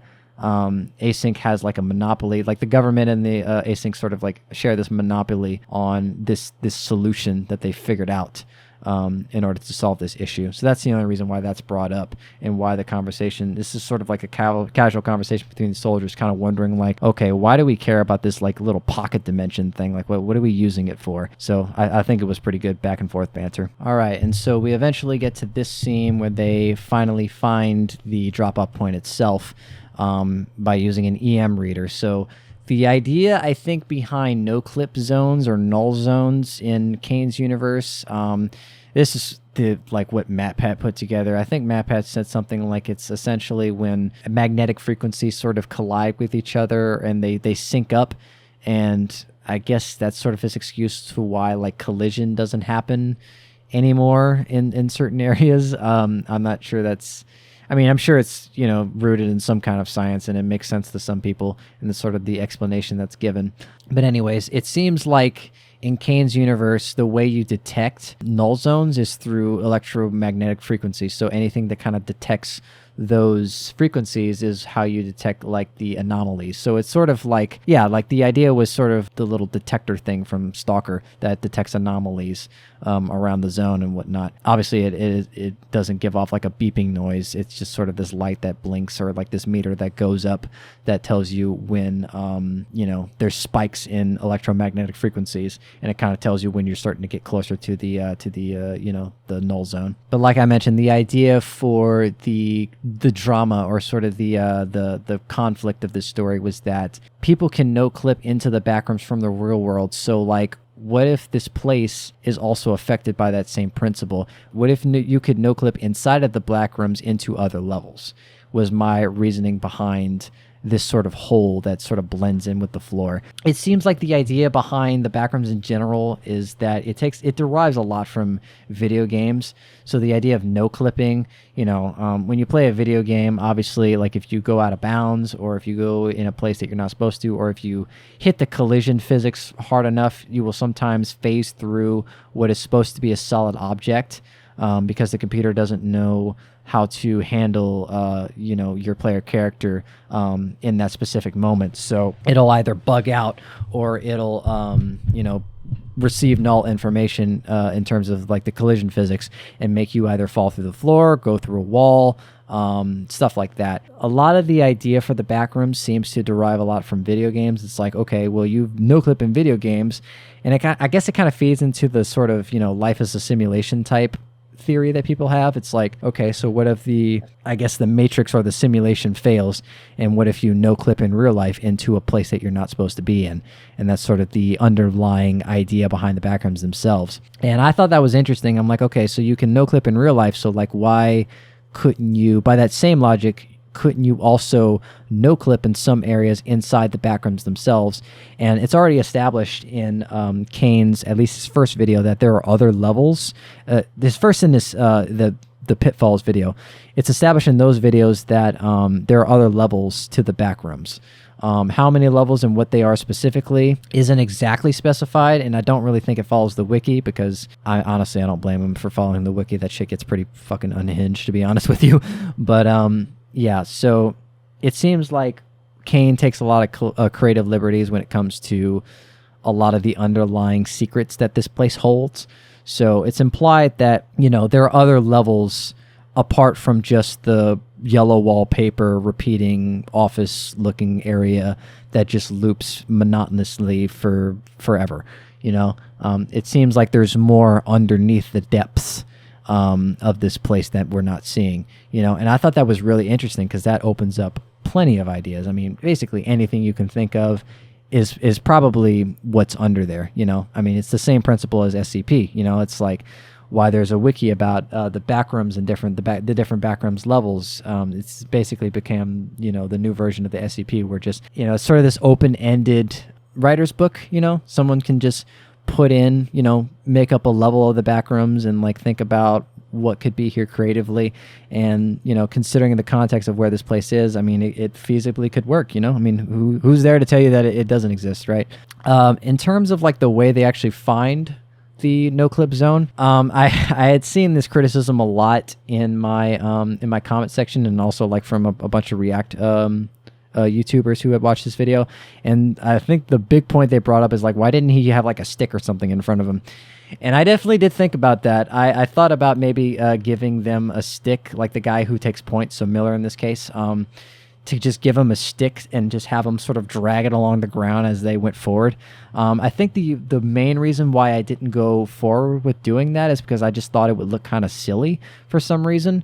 And what I ended up doing, I feel like a more official way to find it was through the EM reader. So it's like, okay, the anomaly is here, right? And then also I wanted to add some dramaticism to the story. So, you obviously have Miller sort of inch in closer to the hole, and it's like, oh, is he going to fall in? Is he going to fall in too, or whatever? So it's kind of keeps the audience on their edge a little bit. It's cliche, I won't lie, but I wanted to throw that in. That's ultimately the reason why he discovers the hole the way that he does. But yeah, he inches it up, and then he eventually finds the hole itself by putting his hand through the floor, and then it clips in all of a sudden, and it basically makes him almost fall in, and it kind of takes the rest of the team off guard, because they're like seeing this in person for the first time. It's like, wow. Like the first time they saw this type of thing happen was from the recovered footage that they brought back, that the researchers, Static's character brought back, to show everybody what had happened. But they had only seen it happen through a monitor screen. This is them seeing it actually happen with their own eyes in real life,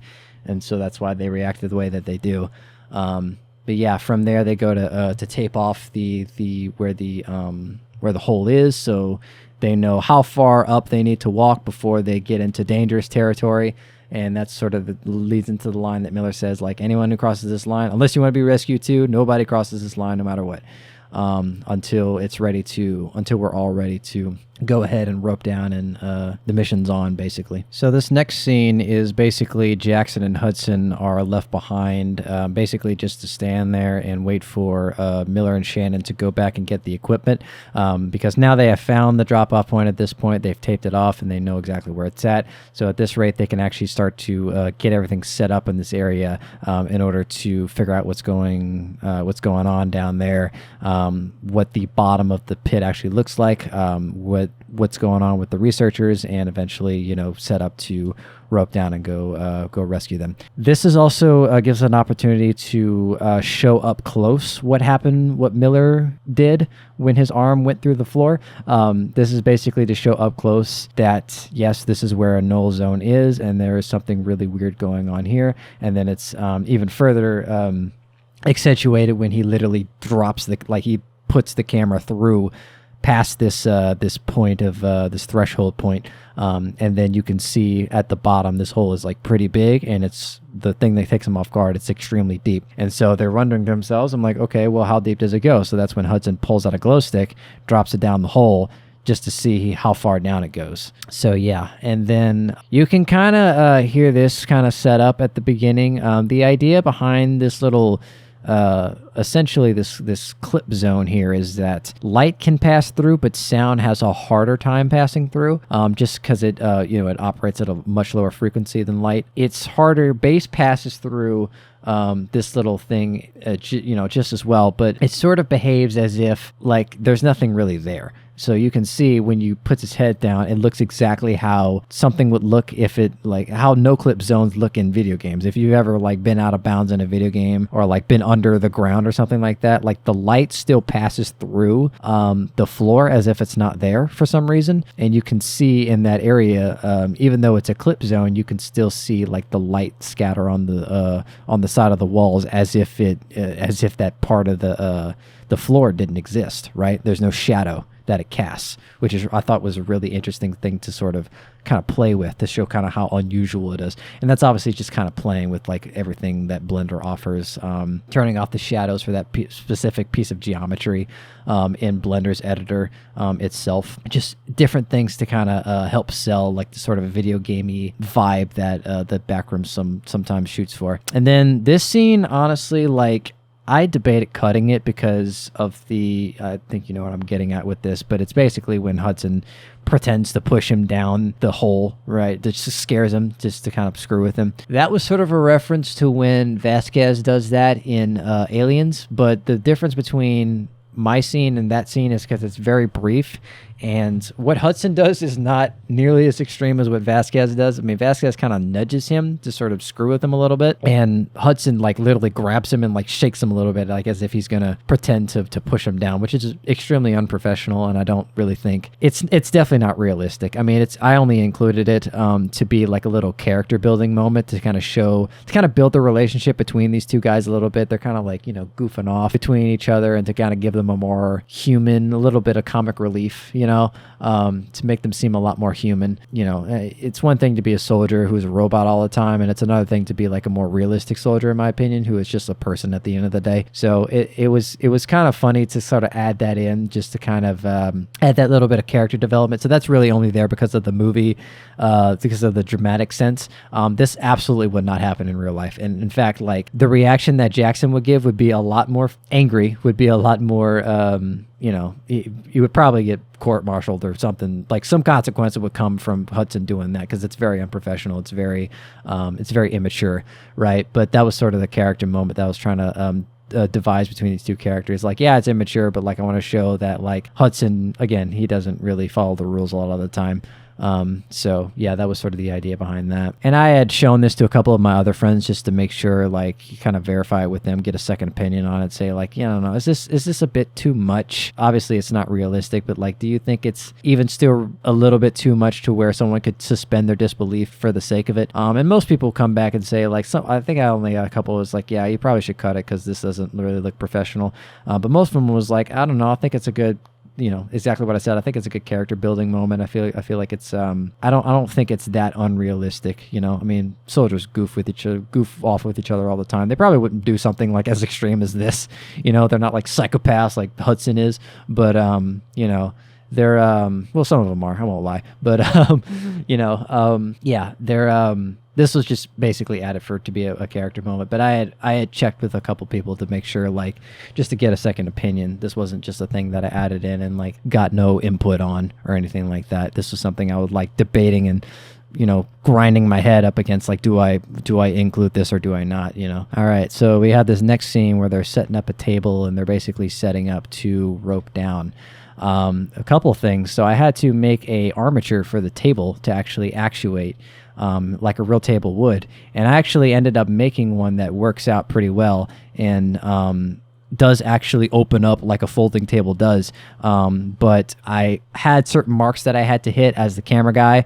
And I had to find a way to make all of the motion capture sort of fit together, and that was kind of the only way to do it, was to only show up like kind of Shannon in the side setting up, implying that she was kind of setting up what we would see in the next scene, or the scene that follows when they actually send the camera down, where everything's actually set up and ready to go. But yeah, no, that table actually like unfolds as a real unfolding table would. It's unfortunate that we only really get to see like the side of it actually unfold out, but it works. Like, you can't say it doesn't. And as for the rope itself, this was a really interesting thing to figure out. So let me just preface this statement: cloth physics in Blender suck so much. They are so tedious. Trying to do any kind of rope physics, trying to do any cloth physics, trying to do anything relating to complex geometry that needs to dynamically move sucks so much to do in Blender, and it does not really do a good job for the most part. Like, in some cases it's fine, in most cases it's not, right? This was definitely in one of those cases where, like, I needed the rope to look as if it was real, as if it was a real tangible item. And the only way I did that, I think what I did is I took like a 2D plane, and I basically just stretched it out in the shape of how this little Y rope is set up. And I think there's a certain modifier in Blender where you can attach a piece of geometry to another one and then have it, I think it's called surface deform or something like that, but you can basically have that complex piece of geometry follow a simple version, the simple piece of geometry pretty much exactly. So what I did was I put a cloth physics on that plane, and then surface deformed that entire rope geometry to that plane, and then from there I picked hook control points for the pin, for the pin groups of the cloth physics itself, so that way when he picks up the rope, it looks like and when he goes to yank it and whatnot, it looks like he actually has like a rope in its hand, and it reacts how it would in real life and everything. And I think the final result, I think, is probably one of the shots I'm most proud about. I think it came out pretty well. So one of the big reasons why they send the camera down, I don't really think I elaborated too much. I don't think I elaborated on why they actually do this. So the reason why they send the camera down by itself is, instead of sending like a really expensive piece of equipment like a robot or something that could potentially lose connection or reception, or like would be really heavy to bring back up, the idea was just to essentially send the camera down and see what you see. So since it was a night vision camera, they didn't have to worry about putting a light or anything on it. But basically they attach the rail.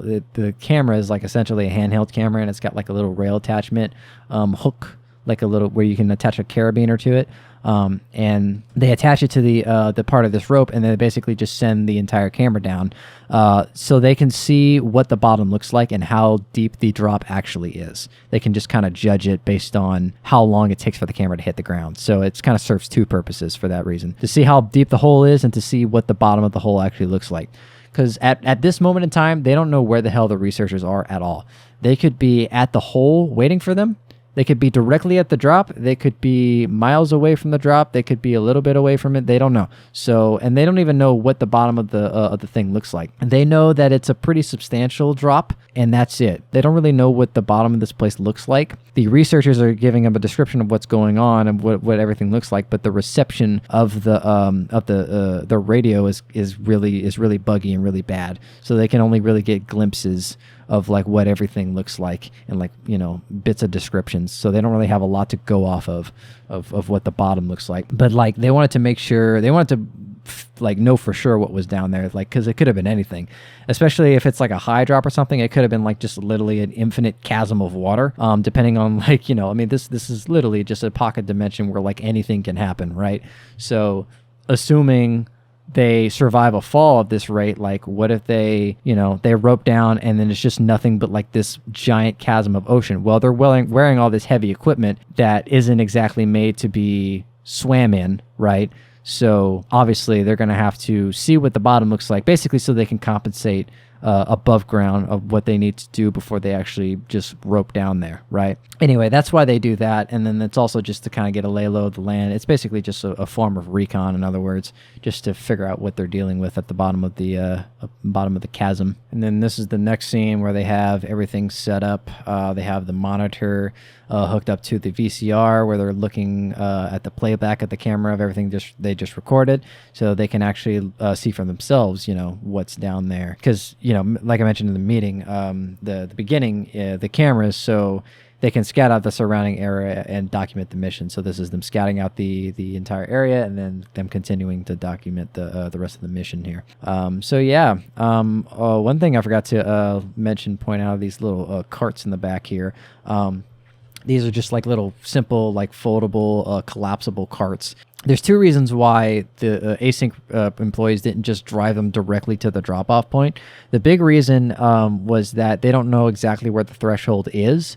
So if they bring an entire cart down there and then they misjudge how far away it is, and then that whole thing falls in there and then they kill people probably, then that's good. Obviously that's no good. So they stop at the entrance of where they know for a fact it is, and they're like, okay, you guys go on foot and figure out where it is from here. The second reason is just because the hallways are way too narrow. They couldn't fit a golf cart down there. It would have got caught in the turns. It wouldn't be able to make some of them. Yeah, the hallways got way too narrow for them to actually be able to fit a whole golf cart in there. So that was sort of the ideas behind these like little foldable, almost like beach carts, you know. I say beach carts, but they're like more for like professional use, obviously. The idea was to find a way to haul all of their heavy equipment from point A to point B, from the carts to this point where they were setting up shop. So that was sort of the reasoning behind making these little things in the back. As far as I'm aware, there's no outlets in the back rooms. So I was trying to think of like, how the hell would they power their VCR? Well, maybe they have like a little battery storage unit in one of the carts, or like a little, I don't want to say mini generator, because a generator is like, you know, uses gas and is loud. And that's obviously, we don't hear anything like that in this scene. And it's a good thing we don't, because that would have been really distracting and obtrusive. I just like to think there's like a little like battery pack or something, like a little mini battery pack just kind of sitting in there. And then they have like plugged into a like a little extension cord or whatever. And then that's what's powering the VCR.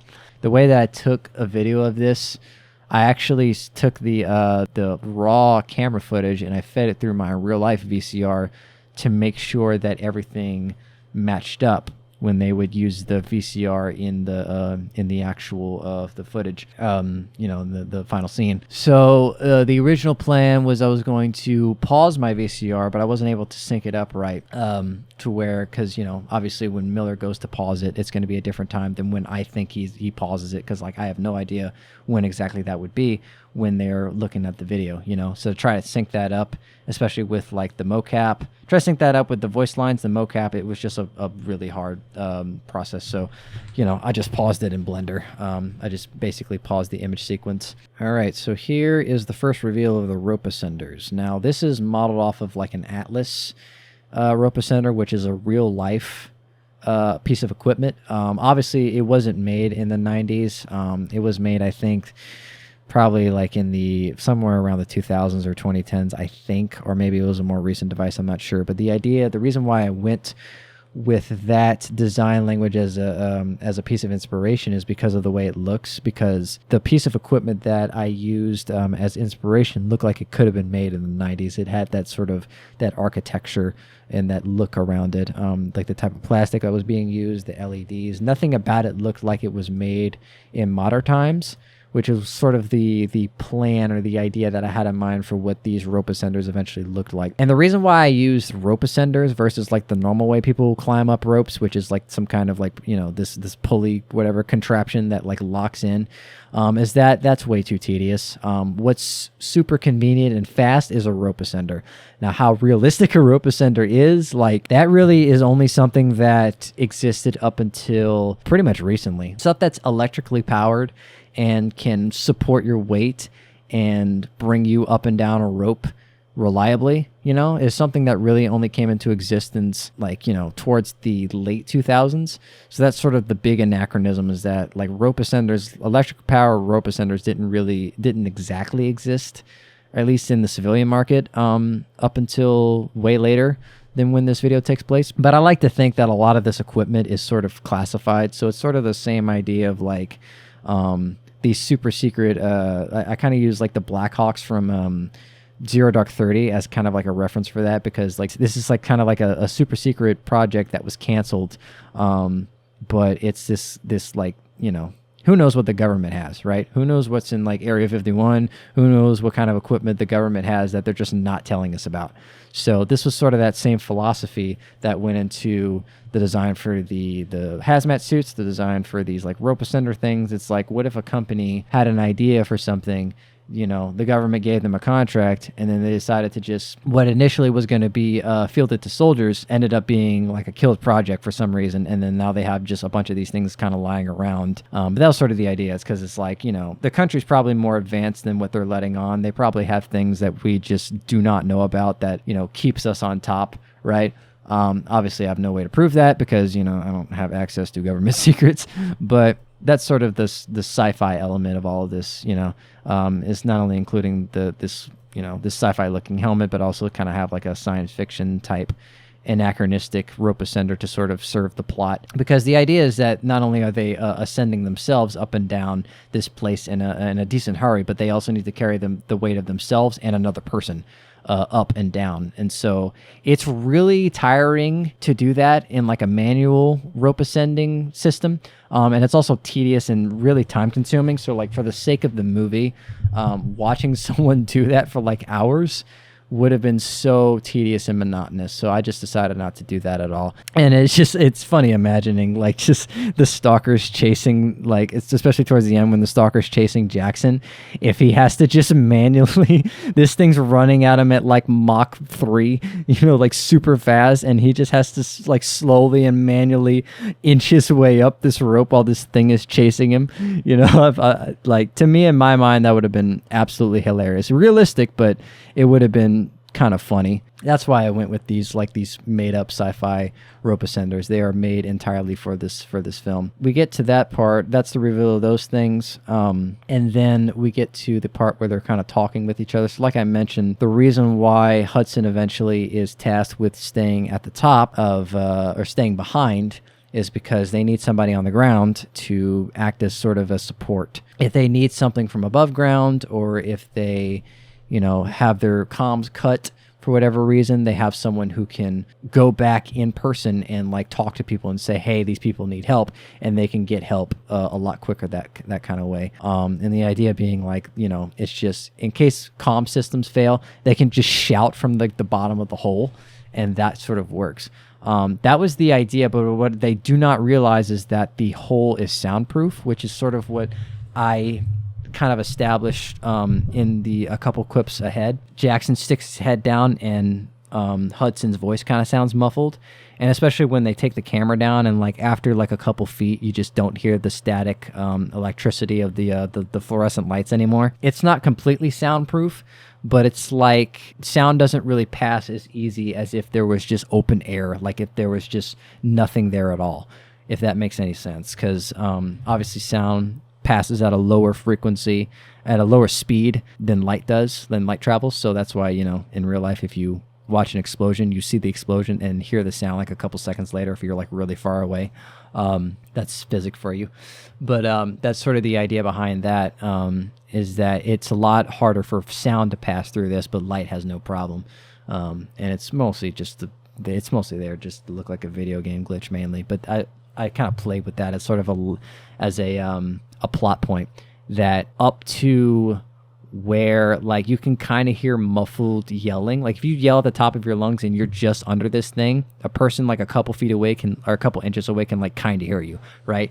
It's only until you pull your head out completely that you're able to like be heard normally, because there's just air between you and that other person, if that makes any sense.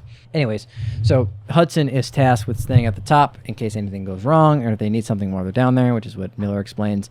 So that's why he ultimately isn't chosen to actually be down there and attend the mission, which is what ends up saving him and what ends up saving Jackson at the very end as well. That's sort of the main setup, and that's eventually gets paid off towards the end of the movie when Jackson's being chased by the Stalker up the hole. Hudson basically saves his life. Yeah, if Hudson was down there, he would probably A, be dead with the rest of them, or B, not be there to save Jackson. Miller's decision to make him stay up here is actually what saves Jackson's life. And then we get to this scene here with Jackson putting the camera on, basically using the rail mount that I described earlier that was there. Basically, this camera is equipped with a rail mount that's talked about in the briefing section. And the point of establishing that was to allow Jackson to just basically slide this rail into the slot for it on his helmet. Basically, mount his camera on his helmet, but to free up his hands in order to, use a gun, use this rope ascender. When he basically needs to start using both of his hands to actually do the mission, but he still wants to document what's going on, this is what he does. He just mounts the camera on his helmet, and then now he still can record the mission and then do everything else he needs to do. So that was sort of the reasoning behind that. And that's why you sort of hear that loud-ass, like, what sounds like metal scraping noise when he does that. That was sort of to imply that he's slotting the rail into the helmet. So this was actually a really fun thing to try and figure out. I say fun, it was really tedious and really annoying, but was to try and figure out how the physics on the rope would look when they were using the rope ascender. I have tried so many different ways to try and do this. There is no way to have something constrain. There's no way to put a cloth physic on a curve object, like an actual Bezier curve. You can do it on like vertices, but like that doesn't really work the same way, especially if you do like a surface deform. If you put like a hook on a vertice and you do a surface deform, then if like you move that hook or axis along the rope, it doesn't move along the rope. It takes that part of the rope with it and stretches it out, and it looks really weird. So what I needed to find a way to do was to constrain the rope into the rope ascender at these two specific points, while also having a cloth physics, have the rope, because they're holding the ropes up, obviously, and so the ropes need to look like they have, physics attached to them, and the only way to do that in Blender is through a cloth physics. I did not end up finding a solution to do this. What I ended up finding, what I ended up just doing at the end of the day was replacing the ropes with actual Bezier curves, because what you can do with Bezier curves is you can make it in the shape of a rope, and then you can take a hook vertice, and when you move that around, it does what you think. It creates a crease basically along that rope, and you can constrain anything to that. You can hook that to an axis. You can hook that axis to like another axis or a bone or something like that. So that's what that allowed them to have the rope actually like stay in the slot for the rope ascender, for both of the slots in the rope ascender, and like come out the bottom. And then the only problem from there was to just make the rope look realistic on the sides, where that stress point wasn't. So right there, it's just a Bezier curve. No part of the rope at that point is a cloth physics because of this problem. So everything else had to be just a Bezier curve, and then I had to go in and hand animate everything as best as I could in order to make the rope look like it was drooping, like make the rope look like it was passing through when the motor was actually getting activated. Yeah, all of that was like manual process that I had to do at the end to sort of give the convincing look that it was in fact a rope passing through this piece of machinery in order to make all this work. Because like I said, there was no easy way to do this with like cloth physics and to actually like give the rope physics as it would in real life. So that was the best solution I could come up with at the time. And another thing, these the little carabiners that they have hooked up to themselves and the rope ascenders, those are absolutely fake. My plan was to have them actually be rigid body objects. I tried that and they kept clipping through each other, and I couldn't find a good way to make them clip how they would in real life, so I just ended up attaching them to an armature, and I think I put like an IK or something on the first bone or whatever, and then made it point to the bottom of the rope ascender, and then have the base of that armature attached to them, so it looked like the carabiners were actually like, it looked like they had physics to them. They don't. That was just something I had to fake for the sake of it. This was a really fun shot when he goes to actually ascend downwards, and you see this transition of him going from the floor to walking up this thing vertically. So yeah, that was not easy to do. So I had to transition, I think, at least 2 or 3 mocap animations together in order to make that work seamlessly together. There was obviously one animation of me just walking on my floor, as if I was walking down a rope, walking down a wall, hanging on a rope. And that was what I ended up putting at the end. There was obviously me getting ready to sort of move down. And then the final animation was me. I had to somehow make this work. I basically I got in my mocap suit. Thank God I didn't have to do face mocap for this. Otherwise, I don't know what I would have done. The helmet probably would have fell off or something. But what I did is I took a guitar cable, and it was an old one that I've been using for a while, so that thing was already pretty busted up. And I tied it to a side of my, like the back of my futon that had just like a beam or whatever. And I tied it to the end of that, and I strung it along the top. This is stupid in hindsight. I wrapped myself around it, and I did that stunt in real life. I did that transition between the floor to a vertical 90-degree stand, from standing on my futon to standing down on the side of it, basically. And then I had my padded chair behind me, just in case I fell or if the something gave loose, and so I wouldn't immediately fall on my ass and ruin the take. When he transitions from the floor to walking on the wall, I actually did that in real life. It was not easy, and I damn near busted my ass doing that. I broke that guitar cable, but it was worth it. And then this is just a continuation of the scene. That's just a cutaway from when they first start. This is them still ascending down the little hole. He turns on the lights, so you can see sort of what the sides of the walls look like here. So the idea for the sides of the walls, the reason why they look all stretched out like that actually isn't a Blender error that I missed. That was actually intentional, because the idea again was to make it look like a video game. So when a video game bugs out and you've got like a piece of geometry that isn't really supposed to be there, or is generated all of a sudden, the UVs of what that's supposed to look like get really stretched out, and then you get this sort of like barcode, like really scuffed looking texture look. Or at least that's what the carpet itself ended up looking like when I did that, right? And if you essentially tried to model this in Blender, if you didn't immediately unwrap that piece of geometry afterwards, this is probably what that would look like. And I was like, well, instead of just fixing the problem and making the side of the things look like carpet, I'm like, well, the whole idea behind this is that this is a glitch in reality. So what if I just kept it looking like it was stretched out and whatnot? And there's plenty of instances where you see similar things like this in Kane's series. There's plenty of like stretched out UVs and obvious like glitches that are intentional, that are there because Kane's trying to show you that like this is all glitches in reality. This place is very unusual and does unusual things. So that's sort of the reasoning why they have this glitch looking texture that you can see when they actually go down the hole. That was sort of the idea, is like this is one of those places that reality is starting to skew and mess up and distort, similar to what we see in a lot of what Kane's done in his previous videos. But we eventually get down, and the first thing we see is this little tunnel looking thing made of brick. And the idea behind this was to make it just look like an underground sewage system, like Miller describes when they first look at this little underground area. Yeah, so the idea was to make it sort of be like a little a rat tunnel, like sort of an underground area, almost kind of like a catacomb, if that makes any sense. So yeah, it's sort of this kind of eerie tunnel area, just to kind of give a unique environment people haven't really seen before with the Backrooms. But anyway, like you can see in the walls here, black goo that the Stalker gives off is all over the floor. It's taken over the ground completely because it's just all of its shedding that's just fallen all over the floor, and then you can see it.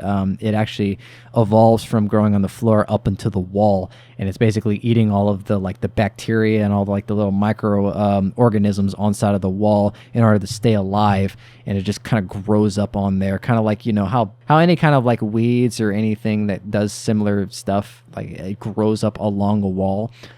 This is sort of the same kind of principle of the idea. This is kind of like this is sort of a microorganism growing out and trying to stretch its influence, in other words. And like I mentioned at the beginning of the video, the idea behind this bacteria is that it's very invasive.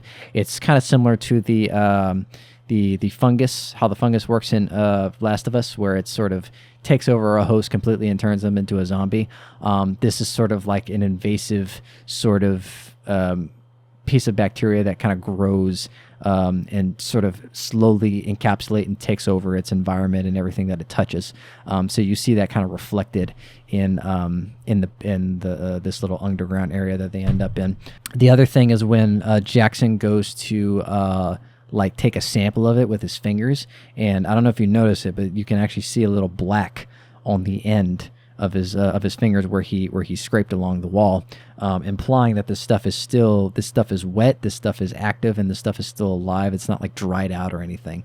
But eventually they find the blood trail. Now, I kind of overdid it with the blood. The main reason is because of the angle that this camera was at. I tried a test shot to see if you could see the blood initially, and you really couldn't. It was really dim, and I'm like, there's no way. Like, every time I pass anything through VHS, it always makes things dimmer and a lot more hard to see. It's already pretty hard to see in this tunnel period, so to try and see this thing, like, that's a whole nother ball game.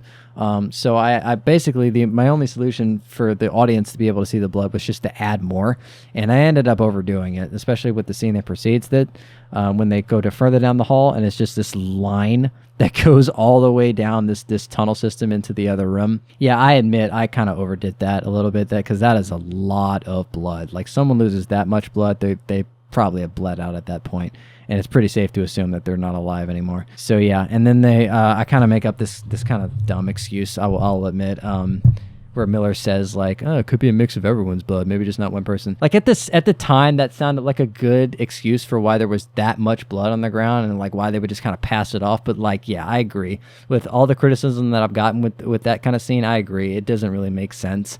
I feel like at that point, if you see all that blood on the ground, and be like, yeah, they're probably dead. Okay, mission over, and then you kind of put it together, and then and then leave it at that. But obviously, the rest of the story can't happen. So again, the characters, it's the classic horror thing of the characters just kind of putting off the very obvious danger so they can be put in these situations that arise later. And then that's kind of the only way horror can be achieved now. Obviously, there are more smarter ways to do it. And I'll admit, I mean, I'm not the greatest writer. I wrote this script in like pretty much under a month, so I didn't really have a lot of, I really didn't dedicate as much time as I probably should have into refining every little single detail about it. I just wanted to get something out pretty much quicker than I could get the video out that this was replacing. But yeah, that's sort of the my explanation as to why this scene ended up how it is. And I kind of fall into the same trap that I end up always falling into, where I kind of over-explain everything.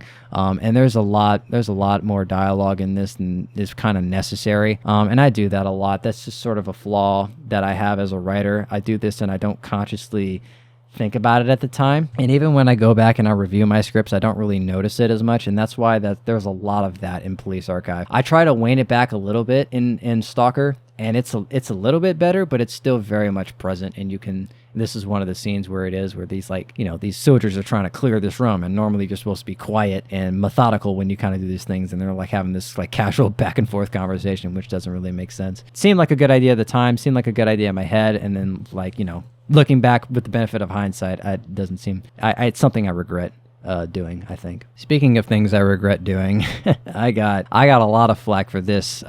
People equated it to being like a Scooby-Doo thing. You can kind of tell where a lot of the plot was kind of falling apart, and I was kind of forcing certain situations and certain things that I wanted to happen when they both split up. Literally at the beginning of the mission, when Robert is explaining to them like what to do and what not to do, he says stick together because shit might happen if you don't. And literally the first thing these guys do is like, oh yeah, I guess it's okay if you split up. You know, I'm sure nothing bad will happen. You won't get lost or anything. Like, these people really don't have a good way to like find their way back. I mean, apart from like, you know, the blood trail on the ground, I mean, it's just, you follow that and then it's a right turn and then you're back to where you started. But it's just like, you don't know this area. You don't know where this blood trail could lead to, right? So it's like, what if you get lost? Now, my reasoning is that, you know, it's kind of hard for you to get lost, more or less, because you just follow the blood trail back to where a place you remember. Miller and Jackson, they kind of go off on their own. They absolutely could be lost. They absolutely could have got lost, like assuming that the case was further in than it was, because the case is just sitting like right next to it. So that's sort of why Miller is like, okay, well, the case is like pretty close by, so like let's just go get that real quick and see if they're there. The main thing is they're trying to find these people as fast as possible. So like my reasoning at the time was like, let's have these people split up, so that way, depending, because they have two different ways that they can go depending on depending on where the actual researchers are. There is where Miller is seeing where the beacon is, which is to the right, and then there is where the blood trail leads, which is up and to the left. So the idea is like, we need to find these people as fast as possible because we need to administer aid. We need to, obviously it's our mission to find them, but the main thing is we need to administer aid to them as quick as possible and then get them stable so we can bring them back up to the surface, you know? And so my reasoning was like, okay, so the fastest that we can find people is what we're going to do. So let's have them split up. So like, no matter which way these people go, they'll find them around the, depending on where they are, they'll find them around the same time. But anyways, yeah, I agree. It was very stupid of me to make them split up, because they are told to not split up, and it doesn't really make a lot of sense. And you highly risk getting lost, and especially in a place like this where everything kind of looks the same. So yeah, that was a bad idea on my part. In hindsight, I probably shouldn't have done that. That was sort of my reasoning for why I ended up doing that specifically. And then obviously it leads into the next scene where they're walking down we cut to Jackson and Miller walking down the hallway itself. And they eventually do discover the beacon itself. I think it would have been it leads into the next scene when Shannon tells them about what she found over the intercom, and it keeps the audience on edge and on their seat, intrigued in what she found and what's going on. So my reasoning behind that is like to keep the audience intrigued and to keep them on the edge of their seat. So they're like, oh, you know, what's about to happen? They'll have Shannon basically say that, hey, I found something, and tell them that over the intercom. It keeps the audience like it. Obviously, the characters in the story are guessing, and then we're from the perspective of one of the characters, so we're also guessing, like, what did she find? Let me stick with the video and figure out what it is. I'm intrigued, you know? So that was sort of the reasoning behind it. I got a little bit of flack for that, because it's like the cliche. It's like, guys, you want to come take a look at this, you know? It's that sort of cliche thing that kind of shows up in movies a lot, but I included it because I thought it served to intrigue the audience, and it actually had a purpose apart from just being something that appears in horror movies. The intent wasn't to make something cliche, obviously. The intent was to keep people at the edge of their seats and keep them guessing constantly. And eventually we get to this shot of when they finally discover the researcher's suit. And it looks like some terrible things have happened to this individual. So what happened is they find this person, and they know this person is injured. They know these researchers are injured, and they were wearing hazmat suits. So they would just pass this off as like, okay, well, we know they're injured. We know they're bleeding or something. So maybe they just ditched the suit because, you know, it gets hot in it. You know, there's no AC in this place, so I'm sure it gets hot in this thing. And they've been sitting down here for days on end. So, it makes sense why they would try and ditch their suit. And then Shannon points out, it's like, well, instead of using the zipper to unzip yourself, they like went through the glass. It almost looks like they were tore out or something. They were forcefully removed out of the suit versus them just trying to you know, get out of it. And then Miller's like, yeah, that literally makes no sense. I agree. But I mean, what do you want me to say? I mean, this is what we're looking at here. And you got to remember, like, these people, as far as they're aware, when they heard, they're not really exactly focused on what could potentially be down there. Yeah, they're, like, prepared for potential hostiles, but they don't expect, like, you know, what they end up finding. Like, a lot of people say it's like, why are you passing a lot of this stuff off or whatever? It's like clearly something's down there, but like in their minds, they're like, okay, it's a hostile threat. In they're soldiers. So normally when soldiers are trained to handle human threats. So when they think of like hostile, they think of like rogue. I don't know. They probably think of like rogue people or whatever, like a rogue faction they weren't told about or something like that. I don't know. They're mainly focused on like when they hear potential hostiles, they're thinking about like what soldiers typically fight, obviously in the real world.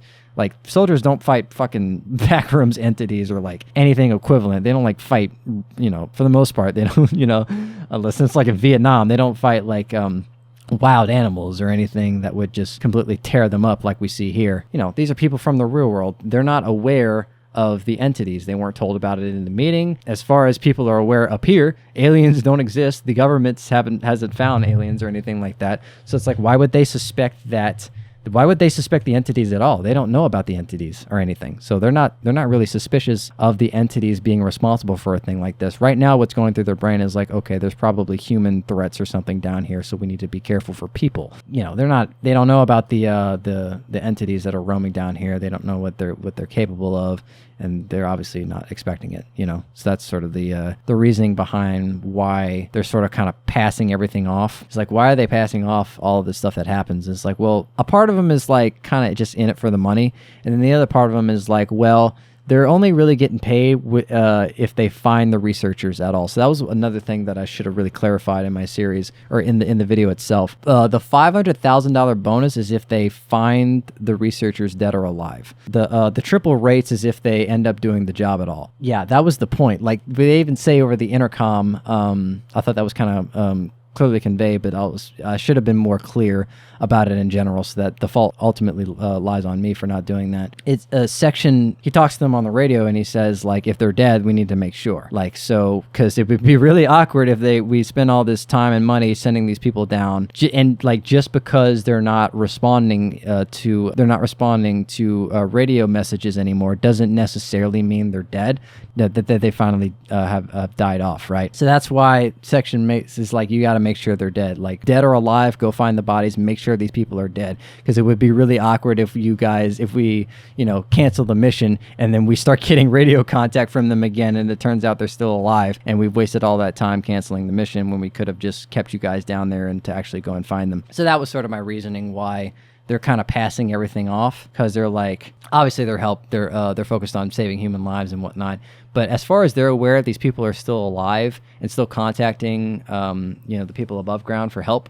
So right now their mission is to find them no matter what, to find them dead or alive. That is what they're down there to do. If they're dead, then they need to radio back up to command and tell them about it. If they're alive, then they need to try and resuscitate them and bring them back up and then, get them well and whatnot and rescue them essentially. That's sort of my long explanation of that. And then finally we get to the famous shot. Now this is the shot that I had been planning in my head for quite a while. This is the shot, like I mentioned, that kind of carried over from the initial idea of this video, where it was basically a person being held up by a completely dark creature, and then it's only later when like the lights or something in the back kick on, or the creature actually drops the thing, the person it's holding up, that it's only later revealed that something's wrong. So I actually had a lot of people point this out.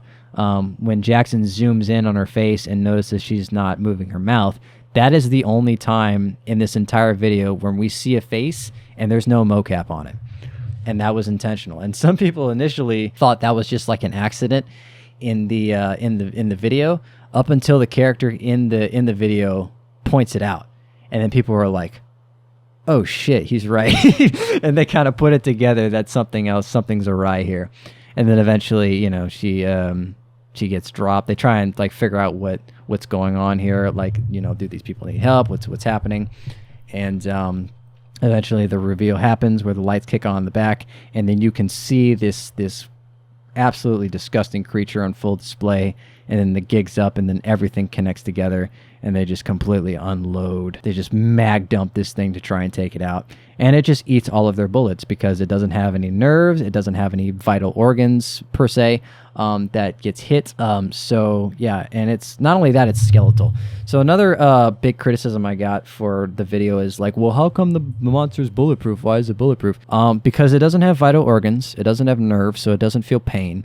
And it's skeletal. If you've tried to shoot a 5.56 rifle, if you've ever shot an M4 ever in your life, it's not like Call of Duty where all of your bullets are just laser beams and they go exactly where you point your dot. There is something called scattering. Bullets go in all kinds of awkward, weird directions, no matter if your gun is zeroed or not. So especially at a range like that, it's really hard to hit specific pieces. It's really hard to hit specific areas, you know, pinpoint areas. So a lot of the bullets actually weren't even hitting it. So obviously some bullets were just reflecting off of it because that's sort of the nature of this type of bacteria and the creature itself that'll get established later on if I ever make a sequel to this video. But in truth, like they unload, they completely mag dump this thing, and a lot of bullets don't even hit the thing itself because it's, you know, it's a skeleton, obviously. So, you know, it's got gaps in certain parts of it. So yeah, that's sort of why, and it's in lore. Like there's a lore reason why he's bulletproof, and there's also like the practical thing. Like you got to remember, guns aren't laser beams. Bullets go and all over the place and do weird stuff all the time. So there's plenty of reasons why this thing wasn't really affected by the guns up until now, because they're shooting center mass. They don't know to shoot this thing in the face where its weak spot is, in the eye, which is the only part of its body that's sort of vital and an actual like organ that could be hit and where it actually feels pain, because that's like kind of the root of its nervous system. It's kind of like, imagine it as like the like an eye, like a big old eye / brain type thing. That's the only part that's like sticking out. That's the only part that needs to stick out in order for it to actually like see what's around it, because I mean, you know, it can't cover the eye with like this bulletproof matter, otherwise it wouldn't be able to see anything, you know. So that was sort of my reasoning. And then obviously they're shooting center mass because they don't know what to do at this point. They're all kind of like thinking on their feet, not really thinking about what they're doing. And then you see like even Jackson just kind of sprays at this thing to just do anything. And they're both, the reason why they don't immediately run is they're trying to save Miller. They're trying to shoot this thing off of Miller to try and save him. Eventually, Jackson puts it together right after this thing takes no damage from any of the shots at all.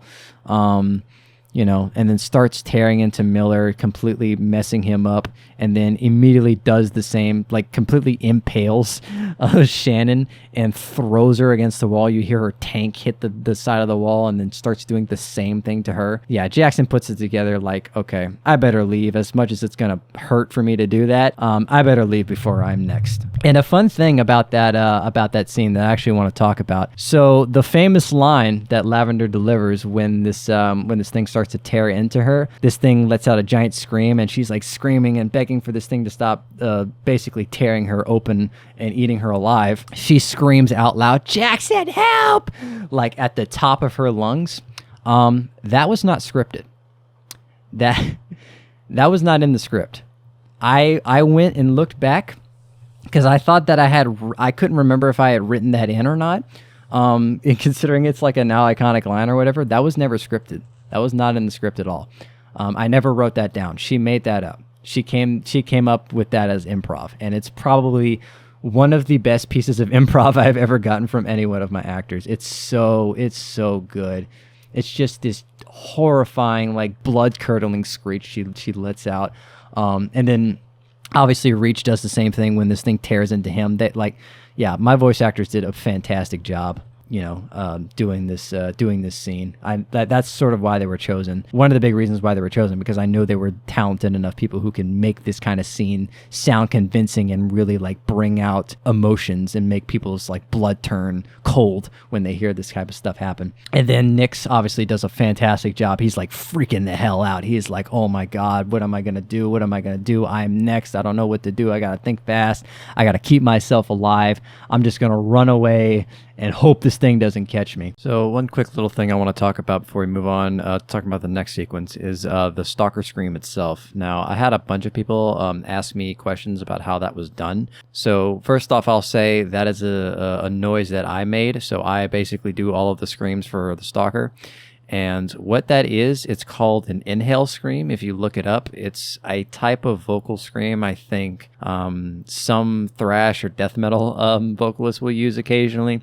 It's basically like if you want to sound like a Nazgul, or if you want to like let out this large eagle screech, then this is how that sound is made essentially. Basically what you do, instead of a normal scream, which is normally a forced exhale, it's an inhale, and then you tighten your vocal cords. So you kind of pinch them together where you still leave like a small little gap between them, and then you inhale.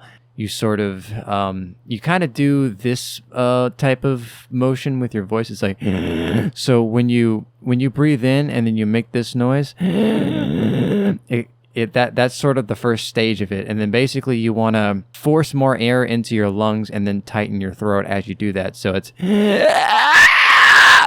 sort of like that. Basically you force that more in, you give it a lot more power, and then you obviously do more than one take, so you can get something that sounds a lot more visceral and much more disgusting and scary and whatnot. And so the scream kind of has two stages. It sort of starts out with like a little bit of air open, and then it slowly closes in a little bit more until you eventually just hear the whistle at the end. You basically just kind of do that with your vocal cords. You suck in more air. You start out with a little bit to where you still get that noise, that Nazgul screech, and then you move your mouth enough to where it sounds like the voice is moving, and then you eventually stop it until you completely close up your vocal cords entirely, and all you can hear is like this whistle at the end of it. And then that leads into the next scene of him running out of the tunnel. He's trying to call Hudson for help, and he eventually holsters his gun. There's no slings for the M4. It's just a fun thing because, again, cloth physics suck in Blender, and if I did that for every single rifle, there would just be a whole ton of glitching, collision, and all kinds of nonsense that I just did not want to deal with, so I just didn't give them slings. It's sort of implied that, like, I don't know, I guess there's like a hook or something on the side of their little tank thing that kind of hooks on to the gun and kind of keeps it there, I guess. I don't know. Yeah, I kind of took the Halo approach, to be honest, where it just kind of floats there. You know, you kind of put it behind you and it just kind of floats there magically. That was the honest approach, but like I guess the lore reason is like, I don't know, they got like a hook or something and it just kind of hooks on to their to the side of their maybe they got like a carabiner or something and it just hook the rifle to it. That's like connected to the side of their their tanks or whatever. But anyway, he calls for Hudson for help. The radios aren't working, and this is exactly what the Freer was, because again, if you think about it, the radios are cutting out for the researchers, and they lost radio contact. It cut out so much that they eventually completely lost radio contact, and we see this exact same thing happen to Jackson, and that's another reason why Miller made sure Hudson was up at the top, because if they lost radio contact with Hudson, then how the fuck were they going to call for help if they needed it, right? They would have to. You know, they couldn't. There would be nobody at the top to listening for them, basically, right? So they kept Hudson at the top to be that guy. That was the reasoning, and then of course they didn't know about the soundproof stuff, but that comes in a bit later. And so we can see he's hooking himself on to the thing, and he's sort of quickly getting himself up in order to get away from this monster here. This was animated. Basically, all of the Stalker's animation up to here was animated by Reach, and I think he did a fantastic job. The only one animation that you don't see is when he first emerges, initially emerges from the hallway. Like, you hear the scream down the hall, and then you hear, when he looks back again, you hear him scream again. So I thought the flashlight would go in deep enough to where you could actually see the Stalker like slide out of that hallway and like look towards Jackson as if he's coming to sort of put the audience on edge, and then you couldn't see it in the final render, and especially the final when you put VHS effects over it, which dims pretty much everything you do. So you weren't able to see it, but you were able to see when he like slams up against the wall and misses Jackson completely, because he's basically running at him at full speed, and he's got to stop himself. All of a sudden he slides and hits the wall as a result, and then Jackson finally sighs of a sigh of relief that he's finally safe. Or is he? So this is the fun scene where Jackson's rope ascender all of a sudden starts to malfunction. And you can see he bangs it a few times, and he calls up to Hudson for help. Again, the soundproofing of the floor. Basically, he's trying to call for help, a guy who's far away, And he's basically, imagine he's trying to scream for help through a wall, and then the guy is like further enough to where he just would not be able to hear it. It would only sound like a muffle, a very faint muffle, and he just wouldn't hear it. And by the way, he's also like talking to section while he's doing this, so he really can't hear him while he's doing that. And then so eventually Jackson decides to unhook himself and just climb the rest of the way by hand. Now, fun thing about this, I didn't actually climb a rope in my mocap suit, but what I did do is we had, this was actually when I was back home from college, because it was the only way I was going to pretty much be able to do this. I mean, I probably could have found a way to do it in, you know, my apartment, but anyways. What I ended up doing was I took I don't remember what it is. It's like these, what are these, like elastic workout band things. I think you guys know what I'm talking about. It's basically this little, it's this giant band, and it's got two handles, and you like wrap it around something or whatever, and you use it to work out. I forgot what it's called, but anyways. I had I had one of those, and I draped it over a pull-up bar that was like hooked up to, it's basically like a barbell bench and like pull-up bar combo type thing, so it was all built together. And I took that, and I basically stood on the ground, and I just pretended to climb up a rope. And obviously, I didn't I wasn't hanging. I didn't put my full body weight on this piece of this elastic band or whatever. Otherwise, I would have just snapped it in half. That would have been fun to explain. So, what I did is I just stood on the ground and then pretended it was a rope, and then like basically just moved my hands up while standing in place, pretending I was like climbing up a rope. And then made him actually move up in post with like post animation, just, you know, made him fly up occasionally. And then as for the rope itself, again, this is just a Bezier curve. And then what I'm doing is I'm just moving up. I have 2 point vertices, and then I have, they're both hooked. So again, anytime I move that axis along the curve, it doesn't deform the rope itself, but it does create these little pinch points that I can move around. So what I did is I just moved them up every time he put his hand and grabbed on to an end of the rope, and then just parried it to the hand as a child constraint or something like that every time it was applicable. So it looks like his hand's actually like grabbing the rope, and it looks like he's climbing up the thing itself. Again, it's a Bezier curve, so I couldn't add like cloth physics to give the rope actual like physics it would have in real life. But you can see here he finally gets up, and the reason why he doesn't immediately pull himself up is because that tank is heavy. It was a miracle this man even just climbed up that rope to begin with, because he's got this giant heavy oxygen tank on the back. He's got obviously all of his equipment, all of his ammo. He's got an M4, and he's got to support the weight of his body, to bring his entire body back up. And he's got nothing under him as well. He's got to climb a rope, and then he's got to basically like use the wall to push himself up. So he doesn't really have like a lot of support. He finally gets to the top. He's holding onto the rope. He can't exactly pull himself up because of the angle. So he just kind of sits there, and he calls for Hudson for help. And that gives him just enough time. Hudson is like sprinting at like his top speed, and then Hudson sees him like get hit, get tagged in the leg, and then eventually pulled back down. So he like jumps for him. He literally leaps, does a dolphin dive, and catches Jackson before this thing is able to pull him back down. They're basically, the Stalker and Hudson are playing tug of war with Jackson, and this thing is just tearing into his leg, just trying to pull it. I think he pulls it out of his socket at this point, at the very least. He's just pulling his Jackson's leg off, and then Hudson's doing the very best that he can to sort of keep a hold on Jackson. And then you can see this thing, Stalker is like trying to bite into his leg, trying to tear it off manually. And so the way I did this scene is, I forgot to mention this initially. So when I was doing the rope climbing, I actually did that whole thing seamlessly. So the idea was, when I did the scene, I was like, I did the whole thing with the rope ascender, and then I climbed up the rope with the elastic band. But when it came time for me to actually grab onto the ledge and pull up, I actually did grab onto the pull-up bar and did a pull-up in my mocap suit. And then I got up to my waist, and then basically pretended like I was, I put my other hand on the, what was the floor, right? I pretended like I put my hand on the floor, and I was like calling for Hudson to help with the other hand. And then eventually, when it was time for the Stalker to, tag my leg and try and pull me down, I basically just fell off of the pull-up bar, and then kept one hand on, so that way I was still hanging. I was basically I did that whole scene hanging on one hand when Hudson is holding on to Jackson's hands in this little scene here.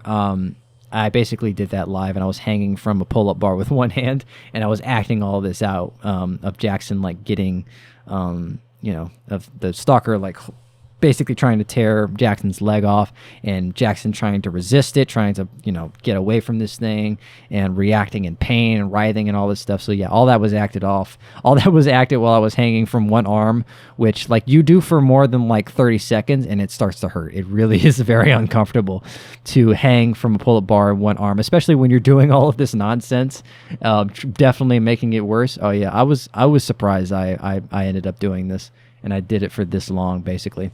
And then this is when the Stalker actually takes damage from something. Is when is when Hudson shoots it point blank with an M4 at his eye, and it hits his eye, and that's where the nervous system gets hit. And then he reacts and jolts in pain, and he lets go of Jackson finally. And you can see like blood kind of gushing out of his leg there. Like, I say gushing, is really spraying.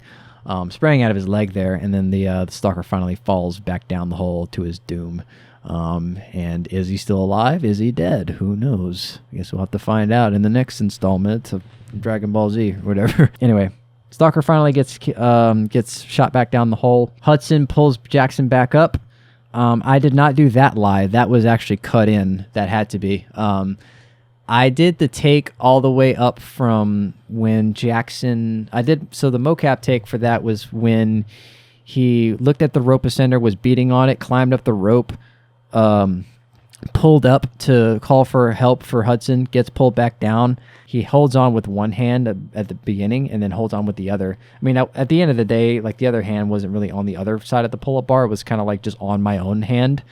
So I still technically was like holding on to the pull-up bar with one hand, and then like the left arm was kind of just supporting it. I did that up until he gets pulled up about like halfway, and then that gets cut. I didn't actually, like, no one actually just dragged me. What I did is I just sat there in my mocap suit, and I just pretended like I was getting dragged away. I was like kind of just swaying my feet back and forth as if I was getting dragged away or something. And then he kicks his leg. The excuse I made for why the M4 kind of slides forward like this is his leg kind of gets caught on it and it makes it fly forward. The reason why that happens is so it's in the right spot for Hudson to pick it up later, because it wasn't. Where Hudson puts it down in that scene is a lot farther than where it needed to be for when Hudson picks it up again and basically picks it up and starts blind firing it at the bottom of the hole to make sure whatever that thing was is actually dead, because he doesn't know it's bulletproof, so he just assumes that, like, well, my bullets worked the first time, so why wouldn't it work if I just spray? And he kind of does this thing. It's not really something he put a lot of thought into, right? But anyway, you can see here Hudson's putting on a tourniquet now. These shots really sucked, of putting like the tourniquet on and then making the bandage look convincing and whatnot. Because, like, again, I'm working with mocap animation, which is extremely imprecise, and even with like refinement, it doesn't look amazing. So you just kind of have to just work with what you got at the end of the day. So I was able to have like 2 wraps be displayed. And then from there, he's sort of wrapping up the rest of the leg off screen to just sort of kind of, get rid of that. And this is when he's sort of yelling at him there. Again, I really wanted to, the only reason, this scene is the only reason I decided to play Hudson at the end of the day, because I wanted this part specifically when Hudson screams at him and like basically, orders him back into place. I had a very specific way I wanted that delivered. And I didn't know if I could find a voice actor who could do it. I wasn't confident. I probably could have in hindsight, but I don't know. I wanted it to sound very specific, very, very specific. And, I wanted to make sure it retains most of its emotional impact. So I ended up just doing it at the end of the day, which is why I ended up choosing to do the voice of Hudson myself. And then the rest of this is just me in my mocap suit. Obviously, got my face performance thing going on. Body mocap for both of these characters. But anyway, yeah, this is them giving them the post-game summary of of everything that happened. Yeah, we lost 2 of our guys. It's not very cash money, not gonna lie. And then this is the scene later on when Hudson gets so mad. Not only were the researchers dead, so now the mission was useless, but now we fell into a trap, and he was right. He really didn't want to be right. He wanted to be wrong so bad. He wanted to be wrong so bad. He wanted the researchers to be alive. He wanted to be wrong. He wanted to just find them and bring them back up to the surface and just be wrong about that whole situation and then get a shit ton of money from it. But that's not what ends up happening. What ends up happening is they leave with less men than they came with. In other words, less soldiers that they came with. So yeah, he's really pissed off about this. He's more pissed off. He's pissed off, obviously, that he lost people in the squad, but he's more pissed off that, like, basically government ignorance and government secrecy and the clandestineness of this operation is what ultimately led to the deaths of his fellow comrades and of 2 innocent people, 2 people with families, with lives, and they're regular people just like us, right? So he's obviously pretty upset about this thing, and he's obviously more upset that he was right about everything, and so he picks up the camera and just shuts it off, and that's where it ends. And I thought that was a really good ending. I just wanted to kind of just literally end it exactly where it's at, not like roll credits or anything kind of cliche like that. I don't usually do credits. Usually I'll just like leave stuff off. I'll just end it exactly where it's at, because I feel like that is more impactful if it just kind of ends there and you just sit there speechless, just kind of trying to absorb everything you've just watched, just trying to let everything sink in. And with that concludes the director's commentary. This was a really fun video to make. I enjoyed making this video. There was obviously a lot of trials and tribulations that I had to go through. I basically spent every single day of my life for at least 7 months trying to make this video happen. Whether it was doing sound design, it was editing mocap animations, making the environments, making the characters, like basically doing all of the, like probably doing about 99% of the work for this video. Like started way back when I finally decided to greenlight this project back in August, and decided like this is what my next video was going to be. I need to put all of my efforts into making this video possible any way that I can. And I literally spent every single day working on this video, and the only time that I would take breaks were either if I was rendering a shot or if I needed to go to school. That was pretty much it. Like otherwise, I was working on this video. And I was basically doing nothing else. You can ask just about all of my friends who were playing games and stuff like that. Like I was just not in VC. I was so locked in and trying to get this video made and get this video out, and get it out in a reasonable time. Because the initial time frame was like, okay, this video is probably going to take maybe 3 months to make, and it didn't, because I thought the Rococo suit would sort of speed up the workflow, and it did not. It definitely speeded up the workflow, but I mean, what I was working with last time was like a Connect. So, but this was still a lot of refinement that went into it. This is a lot of rendering, obviously. You render these things at high samples, so there's not a lot of denoise artifacts and a lot of post-render artifacts or anything that show up in the final result that are just there. And the only way to get rid of them is to render them at a high sample count, which takes even more time and is super tedious and monotonous. But yeah, like I said, I had a blast making this video. I think it's probably my best video that I've ever made, honestly. It's probably definitely one of my landmark videos, especially on this channel, and I'm glad all of you guys loved it. I'm glad. Obviously, thank you for the support. I'm glad it was a popular hit, because obviously every time I make a video, I have no idea what it's going to be. It's going to look like in the algorithm. Even this video, this is probably like my longest video that I've ever recorded or I've ever made. I know it's just a director's commentary, so it doesn't exactly count, but technically that's the case. But anytime I make any kind of video, I have no idea how well it's going to hit. I don't know if it even will hit. This is very much a throwing darts at a board type thing. And I was very fortunate that this seems like it hit. This seemed like it was a really popular video amongst most people. And I can't thank y'all enough for all the likes, the supportive comments, all the constructive feedback that a majority of you left, all of the likes, all of the reactions from other people and other creators who helped boost the numbers from it. This is a dream come true. And I can't thank y'all enough for that. Y'all make this possible. Yeah, I know this is this generic YouTuber thing to say, but y'all are genuinely the reason why I can even do any of this stuff. So from the bottom of my heart, thank you. Y'all are the reason. I can put all the work into making this video happen, but at the end of the day, y'all are the reason these things get made. And I love what I do, and I hope that I can keep doing it in the future. So yeah, I think with that, that concludes the commentary for Backrooms Stalker. Again, I want to thank you all for watching the video. If you've made it this far, I really do appreciate it. Obviously, leave a like, leave a comment. It helps out the channel more than you realize. And yeah, I think with that, I'll see you guys in the next one. Thanks, guys.